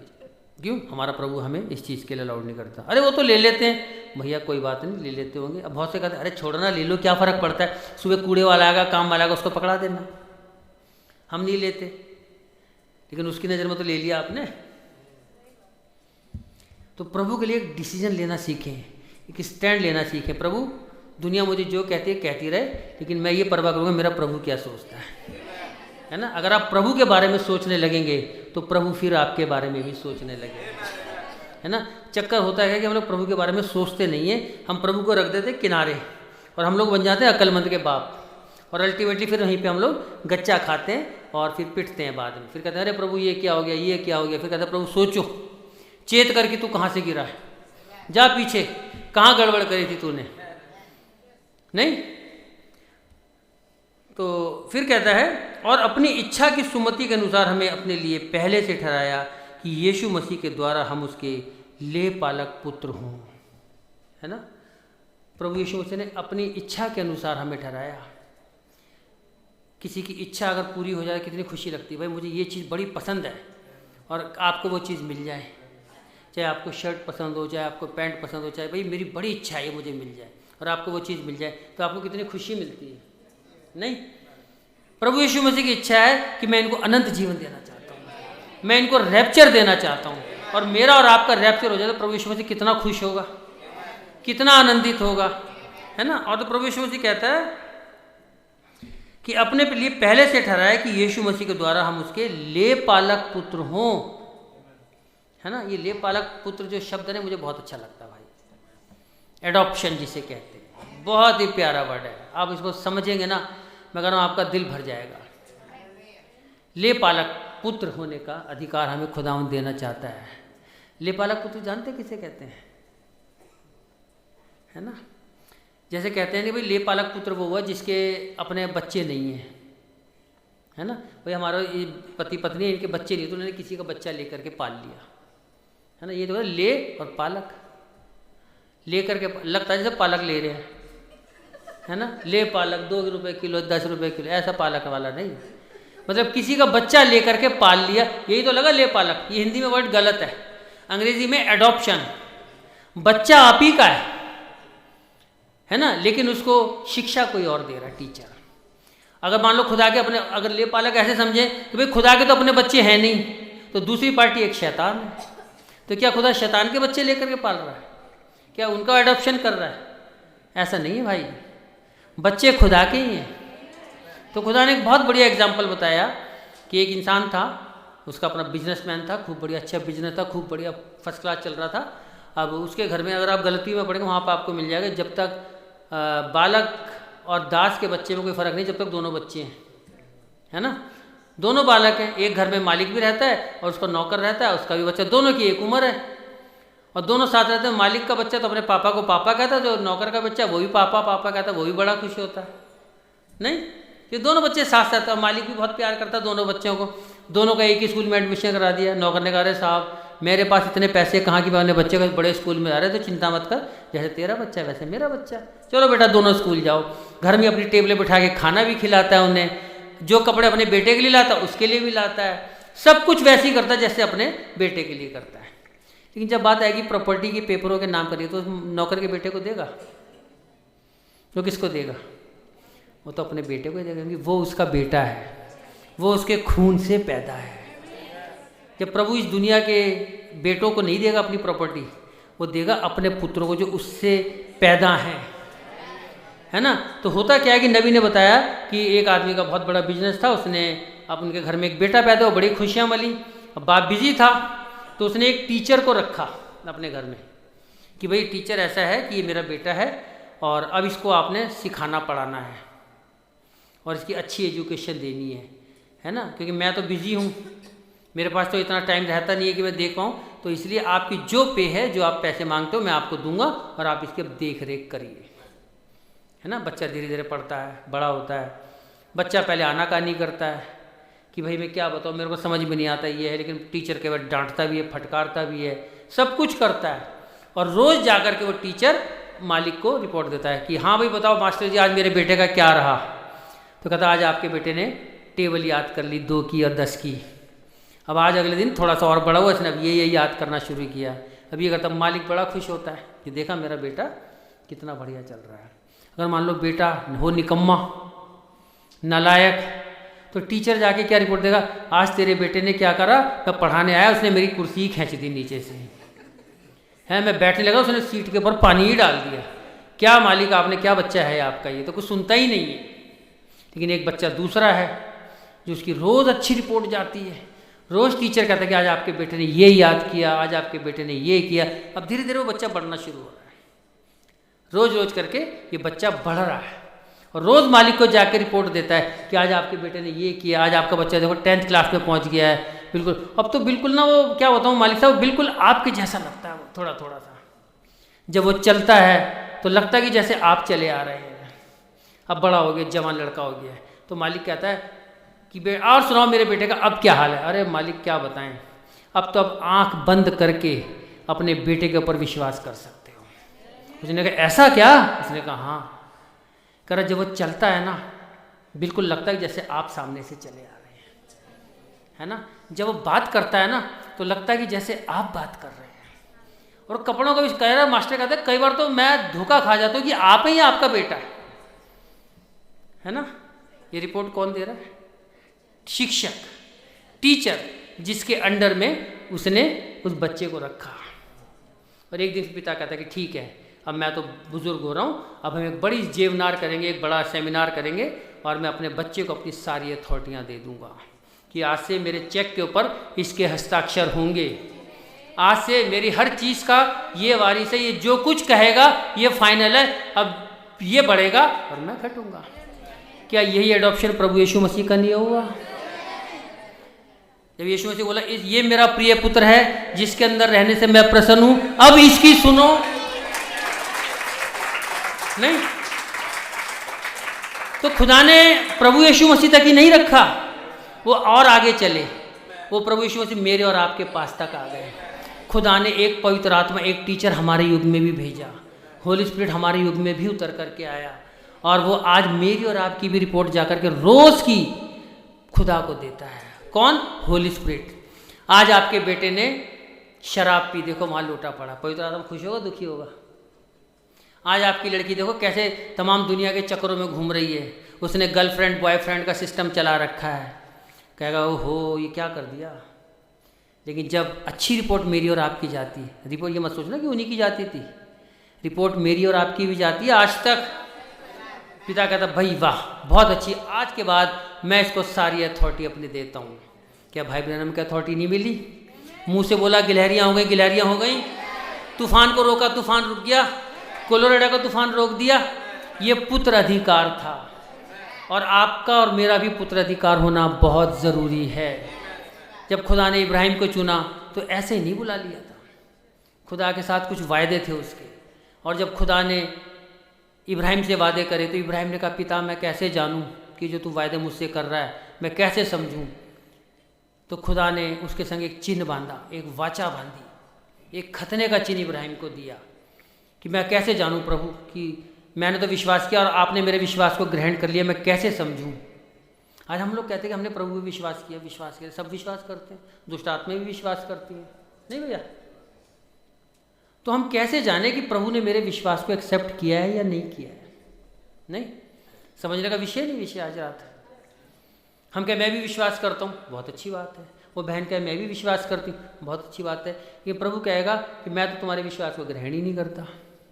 आप कभी बैंक में जाना, जब चेक जमा करते हो, पैसे जमा कराने पर्ची देते बैंक वाले कि लो भाई पर्ची भरो, 2 पर्ची होती है, एक वो ले लेता है, एक पर ठप्पा लगा के आपको लिख के देता हाँ जी आपके पैसे प्राप्त हो गए। ऐसे ही होता है ना बैंकों में, या कहीं भी बिल भी जमा कराना थे, बिजली पानी जो भी जमा कराते हैं, तो ठप्पा लगा के फाड़ के एक अपने रहते आपको देते, ये आपका टोकन है कि हाँ जी आपके पैसे जमा हो गए। कल को बिजली दफ्तर वाले ये नहीं कह सकते भाई तुम्हारी पेमेंट नहीं आई पिछले महीने की, देखो जी हमारा तो स्टैंप लगी हुई है, हम पैसे जमा करा के लिखा देखो रिसीव इतने इतने पैसे। जब खुदावंद आपको पवित्र आत्मा देता है, जब आपके विश्वास को ग्रहण करता है तो आपको पवित्र आत्मा के रूप में एक चिन्ह देता है, एक टोकन देता है कि खुदा कहता है कि मैंने आपके विश्वास को ग्रहण कर लिया है ना? ऐसे सारी दुनिया कह रही है कि मैं विश्वास करता हूँ, मैं विश्वास करती हूँ। खुदावंद का वो टोकन दिखाओ मुझे, वो चिन्ह दिखाओ, क्या मैंने तुम्हारे विश्वास को ग्रहण किया है या नहीं किया है। तो हमारे पास एक चिन्ह होना चाहिए। वो चिन्ह क्या है? पवित्र आत्मा का बपतिस्मा, वो है हमारा नया जन्म। तो आपको दिखाई देगा कि मैं कहाँ पर खड़ा हुआ हूँ, तो फिर आपकी चाल ढाल बदल जाएगी, आपके विचार बदल जाएंगे, आपकी भाषा शैली बदल जाएगी। फिर जो वैसे बातें करते हो ना दुनिया के लोग बात करते हाँ भाई और बता भाई तू कहाँ जा रहा है बे, अबे तबे करके जो भाषा है ना ये आपकी सब खत्म हो जाएगी। फिर आप एक नए जीवन की चाल चलेंगे। फिर लोग देखेंगे अरे यार तुम तो बड़े बदल गए और आजकल तो बड़े अजीब अजीब से चलते हो, कभी मिलते ही नहीं हो। कभी शाम को हम चौक पे मिला करते थे, बैठते थे, गप्पे लड़ाते थे, हाँ ही करा करते थे, आती आती लड़कियों को कमेंट्स पास किया करते थे। नहीं भैया अब वो बंदा मर चुका है, अब नहीं आता। लोग आपको कहेंगे अरे क्या बात कर रहे हो यार, 900 चूहे खाकर बिल्ली हज को चली। कहेंगे हाँ भैया तुम यही समझ लो, लेकिन अब मैं बदल चुका हूँ। वो पुराना जो शख्स था वह मर चुका है, अभी नया जीवन आ गया है, अभी मसीह का जीवन आ गया है। तो मसीह तो उल जलूल काम करता नहीं था, ना मसीह किसी के साथ में गंदी मजाकियाँ करता था, ना किसी पे कमेंट्स पास करता था, क्योंकि वो अब जो ऐसा इंसान है वो मर चुका अपने लिए, है ना। और जब तक इब्राहिम खुदा के संग संग चला, खुदा ने उसको आशीषित किया और वो आखिर तक साथ साथ ही चला। उसने खुदा के एक एक वचन के ऊपर विश्वास किया। कई बार लगता है इब्राहिम कहीं कहीं गिरा, कहीं कहीं उसने झूठ बोला, कहीं कहीं कुछ किया, लेकिन खुदा ने उसको संभाला। जब तक हम इस शरीर में हैं हमसे रोज़ गलतियां हो सकती हैं, रोज़ गुनाह हो सकते हैं। बाइबल कहती है एक विश्वासी कभी पाप नहीं करता, वो गलतियां तो रोज़ कर सकता है ना। और उसका तरीका नबी ने बताया बहुत ऐसे, जब हमसे कभी गलती हो ना रोज़ अपने आप को जांचे। मैंने किसी को गलत देखा, प्रभु मुझे क्षमा करें, प्रभु मुझसे वो गलत देख ले गया, तुरंत अपना खुदा के सामने अंगीकार कर लें, है ना। खुदा तुरंत माफ़ कर देता है। आपने बहुत से लोगों की दुआएं सुनी होगी ऐसी, कहते हैं हे प्रभु हम तेरा धन्यवाद करते कि तूने हमारे सारे तमाम गुनाहों को माफ़ कर दिया। सुनी ऐसी दुआएं, तमाम गुनाहों को। तो प्रभु क्या बेटा तमाम में 2-4 गिनवा तो दे, है ना। वो बड़ा कैड़ा लगता मामला नहीं। नहीं भैया। तो प्रभु कहा बेटा 2-4 गिनवा तो, नाम तो बता। प्रभु आपको सब पता नहीं, मुझे तो पता है।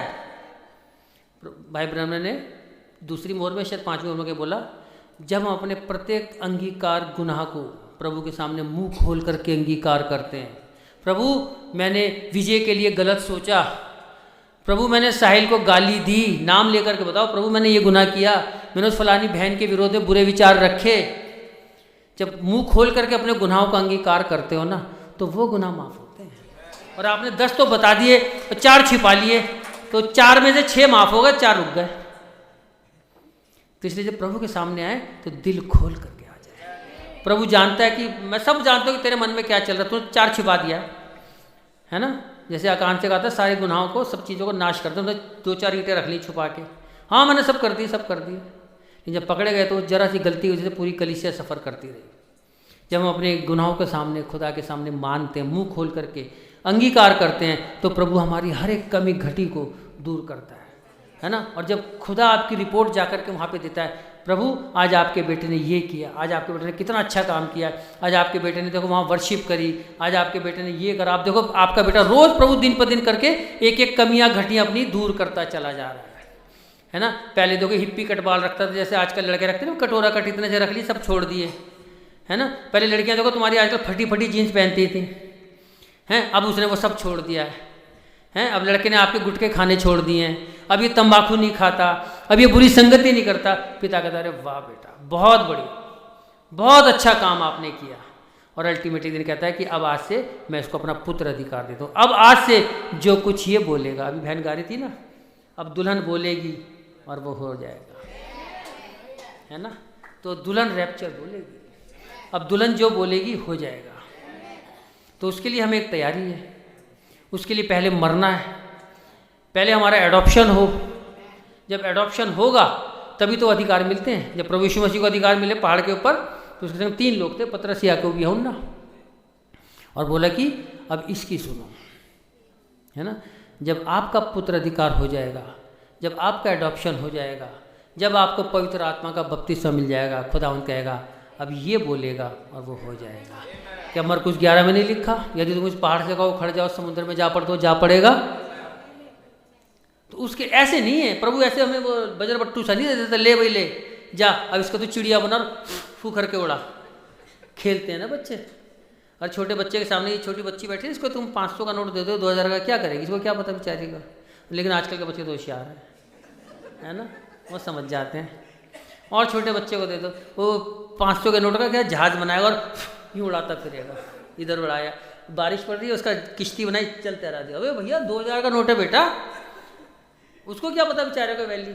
तो प्रभु यीशु से हमें पवित्र आत्मा तो देना चाहता है, लेकिन उसके लिए पहले तैयार तो हो जाएं, हम कैपेबल तो हो जाएं। मान लो प्रभु ने आपको दे दिया पावर, तो अब क्या करोगे, वो देखो मैं सामने का पहाड़ है ना, उसको मेरी बड़ी नफरत है, उससे मैं उसको गिरा देता हूँ प्रभु यीशु के नाम में, वो टूट जाए। तो फिर वही बात है कि हम चिड़िया बना बना के उड़ा रहे हैं उसकी, है ना। प्रभु तो देना चाहिए, सिंसियर होने वाली बात है। हमें हंसी की बात लगती है, लेकिन ये हंसी की बात है नहीं। प्रभु यीशु मसीह जितना ज़्यादा हम पवित्र आत्मा मांगने में इंटरेस्टेड है ना, उससे कहीं कहीं कहीं कहीं ज़्यादा प्रभु यीशु मसीह देने के लिए इंटरेस्टेड है। बशर्ते है कि हम उस वाले लाइन में तो आ जाएं, हम एक बार प्रभु के कैदी तो बन जाएं, है ना। एक बड़े से बड़े कैदी, खूंखार कैदी को एक छोटा सा मामूली सिपाही एक रस्सी में बांध के खींच के ले जाता है। अब वो उसकी हिम्मत नहीं, इसको चूँ-चाँ भी कर सके, और अगर वो छूट जाए तो एक कैदी अगर उसके मार दे तो वो मर जाएगा। लेकिन जब तक जेल में, बंदी गृह में है, वो कैदी उसका कुछ नहीं बिगाड़ सकता। तो जब तक आप प्रभु के कैदी नहीं बनेंगे, जब तक हम प्रभु के लिए मरेंगे नहीं, जब तक हम अलग नहीं होंगे, सेंटिफाइड जीवन नहीं जिएंगे, तब तक प्रभु हमसे बातचीत नहीं करेगा। खुदा ने इब्राहिम से कहा अपने देश को छोड़ दे। आज लोग अपनी इच्छाएं नहीं छोड़ना चाहते। सुबह कहते प्रभु भोर में उठ के खुदा उनकी वर्शिप करो, नींद बड़ी प्यारी लगती है। आजकल सर्दियों का पता है क्या टाइम है, यहाँ का तो पता नहीं, दिल्ली में तो ऐसा हाल है। सुबह आँख खोली, अच्छा 5 बज गए, बस प्रभु 5 मिनट की नींद और ले लूँ, 5-7 मिनट छोड़ उठ रहा हूँ, 5 मिनट का उठ गए तो 7:30 बज गए, है ना। होता नहीं है, सुबह की नींद बड़ी प्यारी लगती है भाई।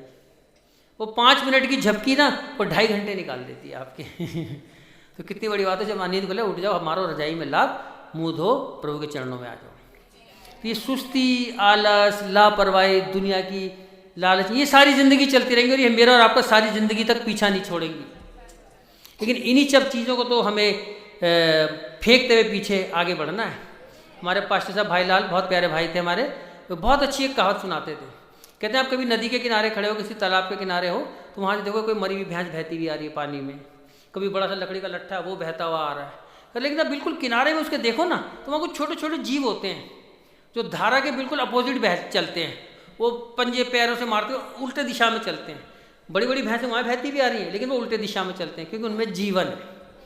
इसलिए वो आज हम जीवन में है ना, तो हमारे अंदर बहुत सारी इच्छाएं, उनको सब कुछ फेंकते हुए पीछे, चीरते फाड़ते हुए हमें आगे बढ़ना है, जीवन की ओर बढ़ना है, मृत्यु की ओर नहीं। मृत्यु तो मरे में, वो भैंस भी मरी हुई आ रही है, कुत्ता भी मरा हुआ आ रहा है, लेकिन जिसमें जीवन है वो आगे बढ़ता है ना। तो प्रभु यीशु मसीह ने हमें जीवन देने के लिए बुलाया है। प्रभु यीशु का मैं जीवन देने आ रहा है, और बहुतायत का जीवन देने आ रहा है। ये नहीं कि 100 ग्राम 200 ग्राम भी तेरे को 50 ग्राम दे दिया, तेरे को 10 ग्राम दे दिया, उसको 1 किलो दे दिया, ऐसा नहीं। बहुतायत का। हमें 50 60 70 साल की ज़िंदगी बड़ी कैड़ी लगती है, कई बार इच्छाएं मारनी पड़ती हैं। प्रभु कह रहा है चिंता मत करो, जिसने अपनी इच्छाओं को मार लिया शरीर में, वो विजयी हो गया। इसलिए कहता है कि जो जय पाए, है ना, उसे मैं अपने साथ सिंहासन पर बैठाऊंगा। तो ये जय पाना बहुत ज़रूरी है।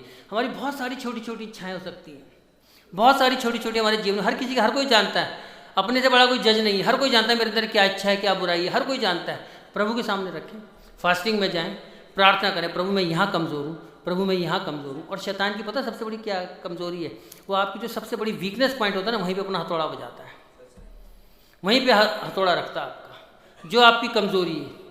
किसी की भूख बड़ी कमज़ोरी है, आपको फास्ट नहीं रखने देगा। भाई क्या बताऊँ, मैं जैसे फास्ट रखता हूँ मेरे को तो भूख लग जाती है 12 बजते ही, मेरे को तो पेट में चूहे कूदने, मैं तो जाके खाना खा लेता हूँ। वो आपकी कमज़ोरी पे हाथ रखता है। किसी की फैशन की कमज़ोरी है, मैं क्या बताऊँ, मैं जहाँ ऑफिस में काम करने जाती हूँ, वहाँ तो मेरा बॉस कहता है भाई जब तक तुम जीन्स पहन के नहीं आओगी फटी हुई तो तुम काम नहीं करोगी। अब क्या बताऊँ, पहन के जानी पड़ती है। अब ये डिसीजन आपके हाथ में, ये नौकरी करोगे या छोड़ दोगे। प्रभु पे निगाहें लगाओ, प्रभु क्या पता आपको उससे अच्छी दे दे, है ना। प्रभु ने आपके लिए क्या रखा, प्रभु से पूछे तो सही। प्रभु तो बताने को तैयार है, लेकिन हम जाते नहीं है प्रभु के पास। प्रभु से हम पूछते नहीं कि प्रभु आप मुझे बताएं मुझे कैसे चलना है। आपकी प्रभु एक एक कदम पे रक्षा करेगा, लेकिन हम बन जाते हैं अक्लमंद, हम लोग बन जाते हैं बुद्धिमान, और अल्टीमेटली फिर अपने चक्कर में फंस जाते हैं। फिर कहते हैं प्रभु ये क्या हो गया, है ना। तो प्रभु कहता बेटा मैं तो पहले ही कहा था ऐसे मत कर, ऐसे मत कर, ये कर, ये कर। तो प्रभु बताता है, किसी प्रचारक के द्वारा बताएगा, किसी भाई बहन के द्वारा बताएगा, आप कोई मैसेज उठाएंगे, मैसेज पढ़ेंगे, मैसेज में से आपको बता देगा, बाइबल की कोई याद बता देगा, आपके मन के अंदर बता देगा, लेकिन बताता है। हमारे खुद के अपने पर्सनल एक्सपीरियंस आप सबके भी होंगे, है ना। तो कितना ज़रूरी है कि हम प्रभु की इच्छा में चलें, प्रभु की आज्ञा में चले। ये नहीं कि प्रभु के साथ तो चल रहे हैं, लूत की तरह तू भी चल और तू भी चल और तू भी चल और तू भी चल, ये इच्छा भी रख लो, ये इच्छा भी रख लो, ये चीज़ें भी रख लो, ये चीज़ें भी रख लो। तो प्रभु कहेगा मैंने तो तेरे को अकेला बुलाया था, तू 4 चीज़ें और अपने साथ लगा के लाया, अब बता मैं इनका क्या करूँ। प्रभु कहेगा मैं इनको तो आशीष देना नहीं चाहिए, इनको तो मैं मारना चाहता हूँ, इनको तो मैं बर्बाद करना चाहता हूँ, और तू कह रहा नहीं इनको भी आशीष दो। प्रभु कहेगा मैं कैसे आशीष दूँ भाई। तो ये तमाम चीज़ें जो हमारी दुनियावी हैं, जो हमें खुदा से दूर करती हैं, हर वो चीज़ जो मुझे और आपको खुदा से दूर करे, वो एक मूर्ति पूजा है, और उस मूर्ति पूजा को हमने मारना है। मूर्ति यही नहीं जो पत्थरों की पूजा करते लोग, ना ना, हर एक चीज़। किसी के लिए कार मूर्ति पूजा है, भाई मेरे को बड़ी अच्छी कार मिल गई, वो जब देखो लगा कार को चमकाने में, हैं, जब देखो कपड़ा लेके लगे पड़े घिसम घिसाई करने में। किसी के लिए बच्चे मूर्ति पूजा बन गए। क्या बताएं, जब भी हम चर्च जाने को कहते हैं, बच्चे कहते हैं नहीं मम्मी आज नहीं जाएंगे, हम वहीं रुक जाते हैं, है ना। किसी के लिए पत्नी खुदा बन गई है। मैं क्या बताएं, हमारी बेगम की तबीयत ठीक नहीं थी, बेगम भाई आज नहीं जाते हैं, अच्छा चलो हम घर में रुक गए। नहीं, हमारे साथ एक बार ऐसे हुआ, हम लोग सुबह घर के लिए निकलते थे, चर्च के लिए 8:30 बजे, 10 बजे से हमारा चर्च होता था। हम लोग तो वहाँ जाते हैं तुगलकाबाद दिल्ली में। तो हमने अपने बच्चों को कह रहा कि भैया ऐसा है 8:15 तक सब रेडी होकर नीचे आ जाओ। वो बच्चे होते हैं घिसड़ घिसड़ धीरे धीरे कर रहे हैं, अच्छा तैयार हो रहे हैं, कभी कुछ कर ले खाना, अरे जल्दी खा लो भाई, सुबह जल्दी उठ जाओ, 6 बजे उठ जाओ, 5 बजे उठ जाओ, अपने कपड़े वपड़े जो करने कर के नहा धोकर तैयार हो जाओ, 8:30 हम निकल चलेंगे। पहुँचने को तो हम आधे घंटे में पहुँच जाते हैं। मान लो रास्ते में कोई ट्रैफिक जैम मिल जाए, गाड़ी का टायर पंचर हो जाए, कुछ भी हो जाए, अब वो हल्के में ले रहे हैं। मैंने बैग उठाया, मैंने कहा भाई मैं तो जा रहा हूँ नीचे, 8:25 हो गए हैं, मैं 5 मिनट वेट करूँगा, वरना मैं गाड़ी स्टार्ट करूँगा और निकल जाऊँगा। वो सोच रहे हैं ऐसे ही कह रहे हैं, मैंने कहा सोच लेना मैं सीरियस हूँ, मैं खुदा के प्रति सीरियस हूँ, मैं पहला स्थान खुदा का दूंगा, तुम मेरे लिए पीछे हो। नहीं आए, मैंने गाड़ी स्टार्ट करी, मैं निकल लिया। मैंने कहा बातें रहना, अपने ऑटो से आओ चाहे कैब से आओ चाहे मत ही आओ, मैं तो जा रहा हूँ, है ना। जब ऐसे आप अपने परिवार में डिसीजन लेते हैं, जब ऐसे कड़े एक्शन कई बार लेने पड़ जाते हैं, शैतान ऐसे नहीं भागता है। जब आपका साइंटिफिकेशन जब रगड़ाई होती है जूने से लोहे के, तो गंदगी ऐसी छटती है, प्यार से नहीं छपटती, धीरे धीरे वो नहीं निकलती। जब कभी ज़्यादा गंदगी लगी हो तो रगड़ना पड़ता है, जब तेल वेल लगाओ चिकना लगाओ, है ना, तो हाथ भाई नहीं जरा जूना ला जरा लोहे वाला, फिर अच्छे से रगड़ाई करेंगे। तो ये गंदगी ऐसी ही कटती है भाई, जब निकलती है तब गिलास चमकता है ना, तो फिर उसके बाद यूज़ में आता है। तो बहुत सारी चीज़ें हम सबके परिवार में, सब अपने परिवारों को जान सकते हैं कहाँ कहाँ हम लोग कमज़ोरी में फंसे हुए। इन चीज़ों को अलग करें, दूर करें और प्रभु के लिए मरना सीखें। जब तक हम मरेंगे नहीं, नया आएगा नहीं। जब तक इस रनवे पे दुनिया के फैशन, दुनिया की बातें, दुनिया की चीज़ें हैं, तो प्लेन उतरेगा नहीं, पवित्र आत्मा उतर नहीं पाएगा, है ना। तो इब्राहिम जब तक अपने रिश्तेदारों से अलग नहीं हुआ, अपने भतीजे से अलग नहीं हुआ, तमाम चीज़ों से अलग नहीं हुआ, तो खुदा ने कोई ढंग से उससे बातचीत करी नहीं। जब वो अलग हो गया, खुदा ने कहा आजा, अब मैं तैयार हूँ। तो हम सब जब इब्राहिम की संतानें हैं, है ना, हम लोग इब्राहिम की संतान कहते हैं ना अपने आप को, विश्वासी हम लोग हैं, तो हमें भी इब्राहिम की तरह ही होना चाहिए। होना तो चाहिए, लेकिन होते नहीं हैं, कट जाते हैं वहाँ पे। तो हर कोई अपना अपना डिसीजन ले इस नए साल में कि प्रभु आज से मैं आपके साथ सिंसियर चलूँगा, मैं ज़्यादा से ज़्यादा मैसेज पढ़ूँगा, खाऊँगा। मतलब इस 7 मोहरों की पुस्तक को तो मैं कह रहा हूँ चाट जाओ अच्छे से। नहीं समझ में आती पढ़ो, 1 बार पढ़ो, 2 बार पढ़ो, 4 बार, 10 बार पढ़ो, ये समझाएगा प्रभु आपको। मैसेजेस को सुनो, कोई मीटिंग को हल्का मत समझना। कई लोग ना फास्टिंग मीटिंग है, सबसे इंपॉर्टेंट मीटिंग वही होती है फास्टिंग की। तो इन चीज़ों को आप समझें कि हम लोग कहाँ पर खड़े हैं, नहीं। और जब तक हम समझेंगे नहीं, तो हम कह तो रहे हम रैप्चर में जा रहे हैं, कंफर्म कर लें क्या मुझे टिकट मिल चुकी है, क्या मेरा रिजर्वेशन कंफर्म है, या मैं RAC में वेटिंग, पता नहीं होगी या नहीं होगी, होगी या नहीं, लटके ना रहे, कंफर्म कर लें कि मैं रैप्चर में जा रहा हूँ, है ना। प्रभु से आपको एक सर्टिफिकेट मिल जाएगा, हाँ बेटा तू कंफर्म है। एक बार भाई ब्रह्मण ने पूछा दूध से कि प्रभु मेरा फ्यूचर क्या है, तो उन्हें सारे पन्ने उड़ा दिए, बेटा तेरा फ्यूचर ब्राइट है ना। तो क्या मेरा फ्यूचर ब्राइट है, देखें अपने आप को, जांचें। बाइबल कहती है यदि हम अपने आप को जांचते तो दंड ना पाते। आज दंड का कारण क्या है कि हम अपने आप को जांचते नहीं, हम दूसरों को तो जांचते हैं, अपने से बड़ा कोई जज नहीं है, और हम दूसरों की वकालत करने लग जाते हैं कि तूने ये गलत किया, वो गलत। भैया आप कहाँ हो, भैया उसने जो किया सो किया, आप अपने को देखो कि मैं कहाँ पर खड़ा हूँ, है ना। हम दूसरों के जब जज बनते हैं तो कोई हमें भी जांच रहा होता है, ध्यान रख लेना। तो हम किसी के जज ना बने, बल्कि हर किसी को हम अपने से बेहतर समझें। कोई अगर भाई बहन किसी कमज़ोरी में, किसी की गलती दिखती है, मैं कहूँगा उसके लिए प्रार्थना करें, घुटनों पे आएँ, प्रभु से दुआ मांगे उस भाई या बहन के लिए। प्रभु मेरा भाई या बहन बड़ा प्यारा भाई है प्रभु, वो इस गलती में प्रभु मैं देखता हूँ। आप खुद उसके पास जाएं, अकेले में एकांत में जाएं, सबके सामने नहीं, 10 के सामने उसकी बेइज्जती कर दी। उसके घर जाएं, भाई मैं तेरे घर आना चाहता हूँ, कुछ बात करनी है मेरे को, या उसको अपने घर बुला लें, उसको बताएं भाई ये चीज़ है, वचन के अनुसार ये चीज़ गलत है, वचन के अनुसार ये चीज़ ठीक नहीं है, आइए हम प्रार्थना करेंगे, है ना। ऐसे करके प्यार से समझाएं, गुस्से से नहीं, अकड़ से नहीं, ऐंठ से नहीं। तो कहेगा तुम मुझे क्या यार, तुम अपने आप को ठीक कर लो, बोल सकता है वो। तो कितनी बढ़िया बात हो कि हमें एक दूसरे के जज ना बने, बल्कि हम एक दूसरे को प्रेम से अच्छा समझें, एक दूसरे की हित की चिंता करें, अपना ही ध्यान ना रखें मैं और मैं बस, मेरा परिवार ना, बाकी सब ये भी सब भाई बहन हैं, हम सब एक फैमिली के लोग हैं, एक कलीसिया के लोग हैं। तो हमें एक दूसरे की चिंताएँ करनी चाहिए। हमें कौन बहन भाई किस दुखी में, किस प्रार्थना में, किसको ज़रूरत है, उसके लिए दुआ करें, प्रार्थना करें खुदा उनसे, और खुद के लिए भी। इन्हें हम दूसरों को तो समझाते रहें और हम खुद कहीं कहीं लटके रह जाएं, नहीं। तो उसके लिए है कि पहले तो मैं खुद ठीक हूँ, खुद बचना ही काफ़ी नहीं है, औरों को भी बचाना होगा, है ना। तो हमें ऐसे चलने की ज़रूरत है। जब आप ऐसे चलेंगे तब देखिए प्रभु आपके जीवन में कैसी आशीषें आपको देता है, आपको कहाँ से उठा के कहाँ पहुँचा सकता है, आप सोच नहीं सकते ज़िंदगी में। प्रभु आपके ऐसे रुके रुके काम जो कभी ज़िंदगी में नहीं हुए, सोच नहीं सकते, हो जाएंगे, आप करके देख लेना, ना हो तो मुझे कहना भैया आपने झूठ बताया था, हमने तो देखो सब सिंसियरली चले प्रभु के संग, ऐसा हो नहीं सकता। तो प्रभु मेरी और आपकी चिंता करता है, मेरे को और आपको प्यार करता है ना। अभी बहन ने गाना गाया बड़ा अच्छा, हो शुक्रिया, भाई ने गाना गाया, हो शुक्रिया खुदा का ये जीवन हमें दिया, है ना। अब तक जो ज़िंदगी है मसीह के रहम से है। पीछे कोरोना काल में कितने मर गए, उन पर रहम नहीं हुआ, लेकिन मेरे और आपके ऊपर रहम हो गया। कोई मरा नहीं हमारे घर में, हो सकता है बीमारियां आई हो, टच करके गई हो, लेकिन लांघ गई, है ना। मौत जो है मेरे को और आपको लांघ के चली गई। कोई हमारे परिवारों में किसी का कोई नुकसान नहीं हुआ।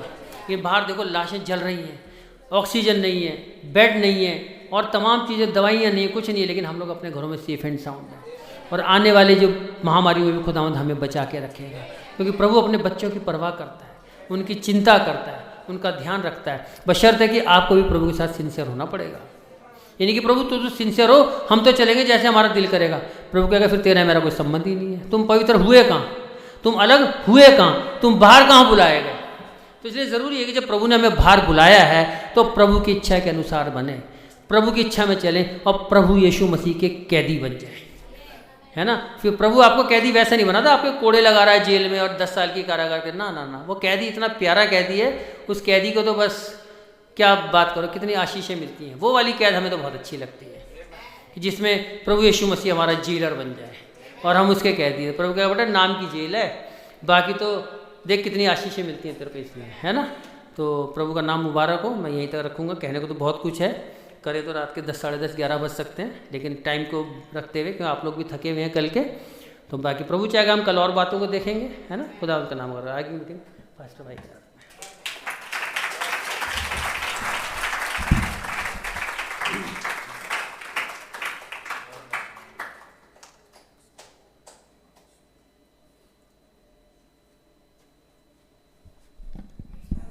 खुदा का नाम मुबारक हो। इतनी प्यारी बातों के लिए जो भाई के द्वारा खुदाबंद ने हमसे की, कुछ आधारमूल बातें और कुछ गहरी बातें भी, आमीन। क्योंकि खुदाबंद जब आते हैं तो हर एक को पहचानते हैं, हर एक को जानते हैं, हर एक की रिक्वायरमेंट जो आप यहाँ बैठे हैं खुदाबंद बेहतर जानते हैं, आमीन। तो उस तरह का वो उस भोजन को लेकर आते हैं जैसी लोगों की भूख होती है, आमीन। और आकर के खुदाबंद जब हम कहीं गलती पर होते हैं, कहीं फंसे होते हैं, हमें करेक्ट करते हैं अपने वचन के द्वारा, आमीन, ताकि हम खुदा की नज़रों में हल्के ना पाए जाएं, आमीन। हम हमेशा वजनदार पाए जाएं। जैसे बेलशस्सर के पास जब खुदाबंद उस हाथ को उतार कर लाए दीवार पर और लिखा मैंने तकेलु फारसीन, मतलब तुझे तू तौल में तौला गया और हल्का पाया गया। नहीं, जब खुदाबंद हमें तौले तो हल्का ना पाए, आमीन, अपने वचन में हमें वजनदार पाए, आमीन। इसलिए इन बातों का बहुत ही ज़्यादा आवश्यक है, ये बातें हमारे और आपके लिए। तो खुदाबंद का धन्यवाद हो। भाई को खुदाबंद बहुत आशीष और बरकत दें, आमीन। और कल के लिए भी भाई को खुदाबंद तैयार करें ताकि कुछ और बातें कल भाई हमारे बीच में रख सकें। आप लोग इस सारी मीटिंग्स को लेकर प्रार्थना में बने रहें, आमीन। और आइए अपने सिरों को हम प्रार्थना में झुकाएं। प्यारे बापा आसमानी, धन्यवाद देते हैं आज शाम आपने बड़ी मदद करी हमारी कि खुदाबंद अपने इतने प्यारे अच्छे सरमन से प्रभु आपने हमें नवाजा और खुदाबंद कुछ बातों को आपने हमें दिखाया। हम हृदय से आपके आभारी हैं प्रभु। भाई अलेक्जेंडर उनके पूरे परिवार को बहुत आशीष दें खुदाबंद। भाई जबकि अपने परिवार को पीछे छोड़कर आए हैं खुदाबंद, आप दया करें पूरे परिवार पर, पत्नी और बेटे को खुदाबंद आप सही सलामती से रखें खुदाबंद। जब भाई यहाँ से लौटें उन्हें भला चंगा पाएँ प्रभु, और वे भी भाई को भला चंगा पाएँ खुदाबंद। ओ प्रभु दया करें, रहम करें। कल की सारी मीटिंग्स जो हैं खुदाबंद आप उन पर अपना अनुग्रह प्रदान करें। सुबह शाम दोनों समय प्रभु आप आएँ और हमसे बातचीत करें खुदाबंद। हम आपसे ऐसी दुआ मांगते हैं, हमारे भूल चूक गुनाहों को क्षमा करें प्रभु। आपके नाम को महिमा मिले पिता। अभी जैसे हमारे भाई बहनों को आने मदद करी, जब घरों को लौटते हैं और तैयारी करते हैं कल के लिए, आप मदद करें, सही सलामत से घर पहुँचें, कल सुबह फिर टाइम से यहाँ पहुँच सकें ताकि खुदावंद हम मिलकर आपकी इबादत कर सकें। सारा आदर सारी महिमा और प्रशंसा आपको देते हैं। होने पाए प्रभु जो कोई हमारे बीच में बीमार है तो उसे चंगाई दें, जो जरूरत में है उसकी जरूरत को पूरा करें। आपके नाम को महिमा मिले खुदावंद, यही आपसे आप मांगते हैं प्रभु यीशु मसीह के नाम में होकर प्रभु जैसे सुने और कबूल करें। आमीन, ऐ हमारे बाप, आप जो आसमान में हैं, आपका नाम पाक माना जाए, आपकी बादशाही आए, आपकी मर्जी जैसे आसमान में पूरी होती है जमीन पर पूरी हो। हमारी रोज की रोटी आज हमें बख्श दें, जिस तरह हम अपने कसूरों माफ़ करते हैं, आप भी हमारे कसूरों को माफ़ फरमाएं। हमें आजमाइश में न पड़ने बल्कि बुराई से बचाएं, क्योंकि बादशाही की कुदरत और जलाल हमेशा तक आपका ही है। आमीन। बोलो खुदावंद प्रभु यीशु मसीह की जय। सभी को जय मसीह की। प्रभु यीशु मसीह के नाम में सालों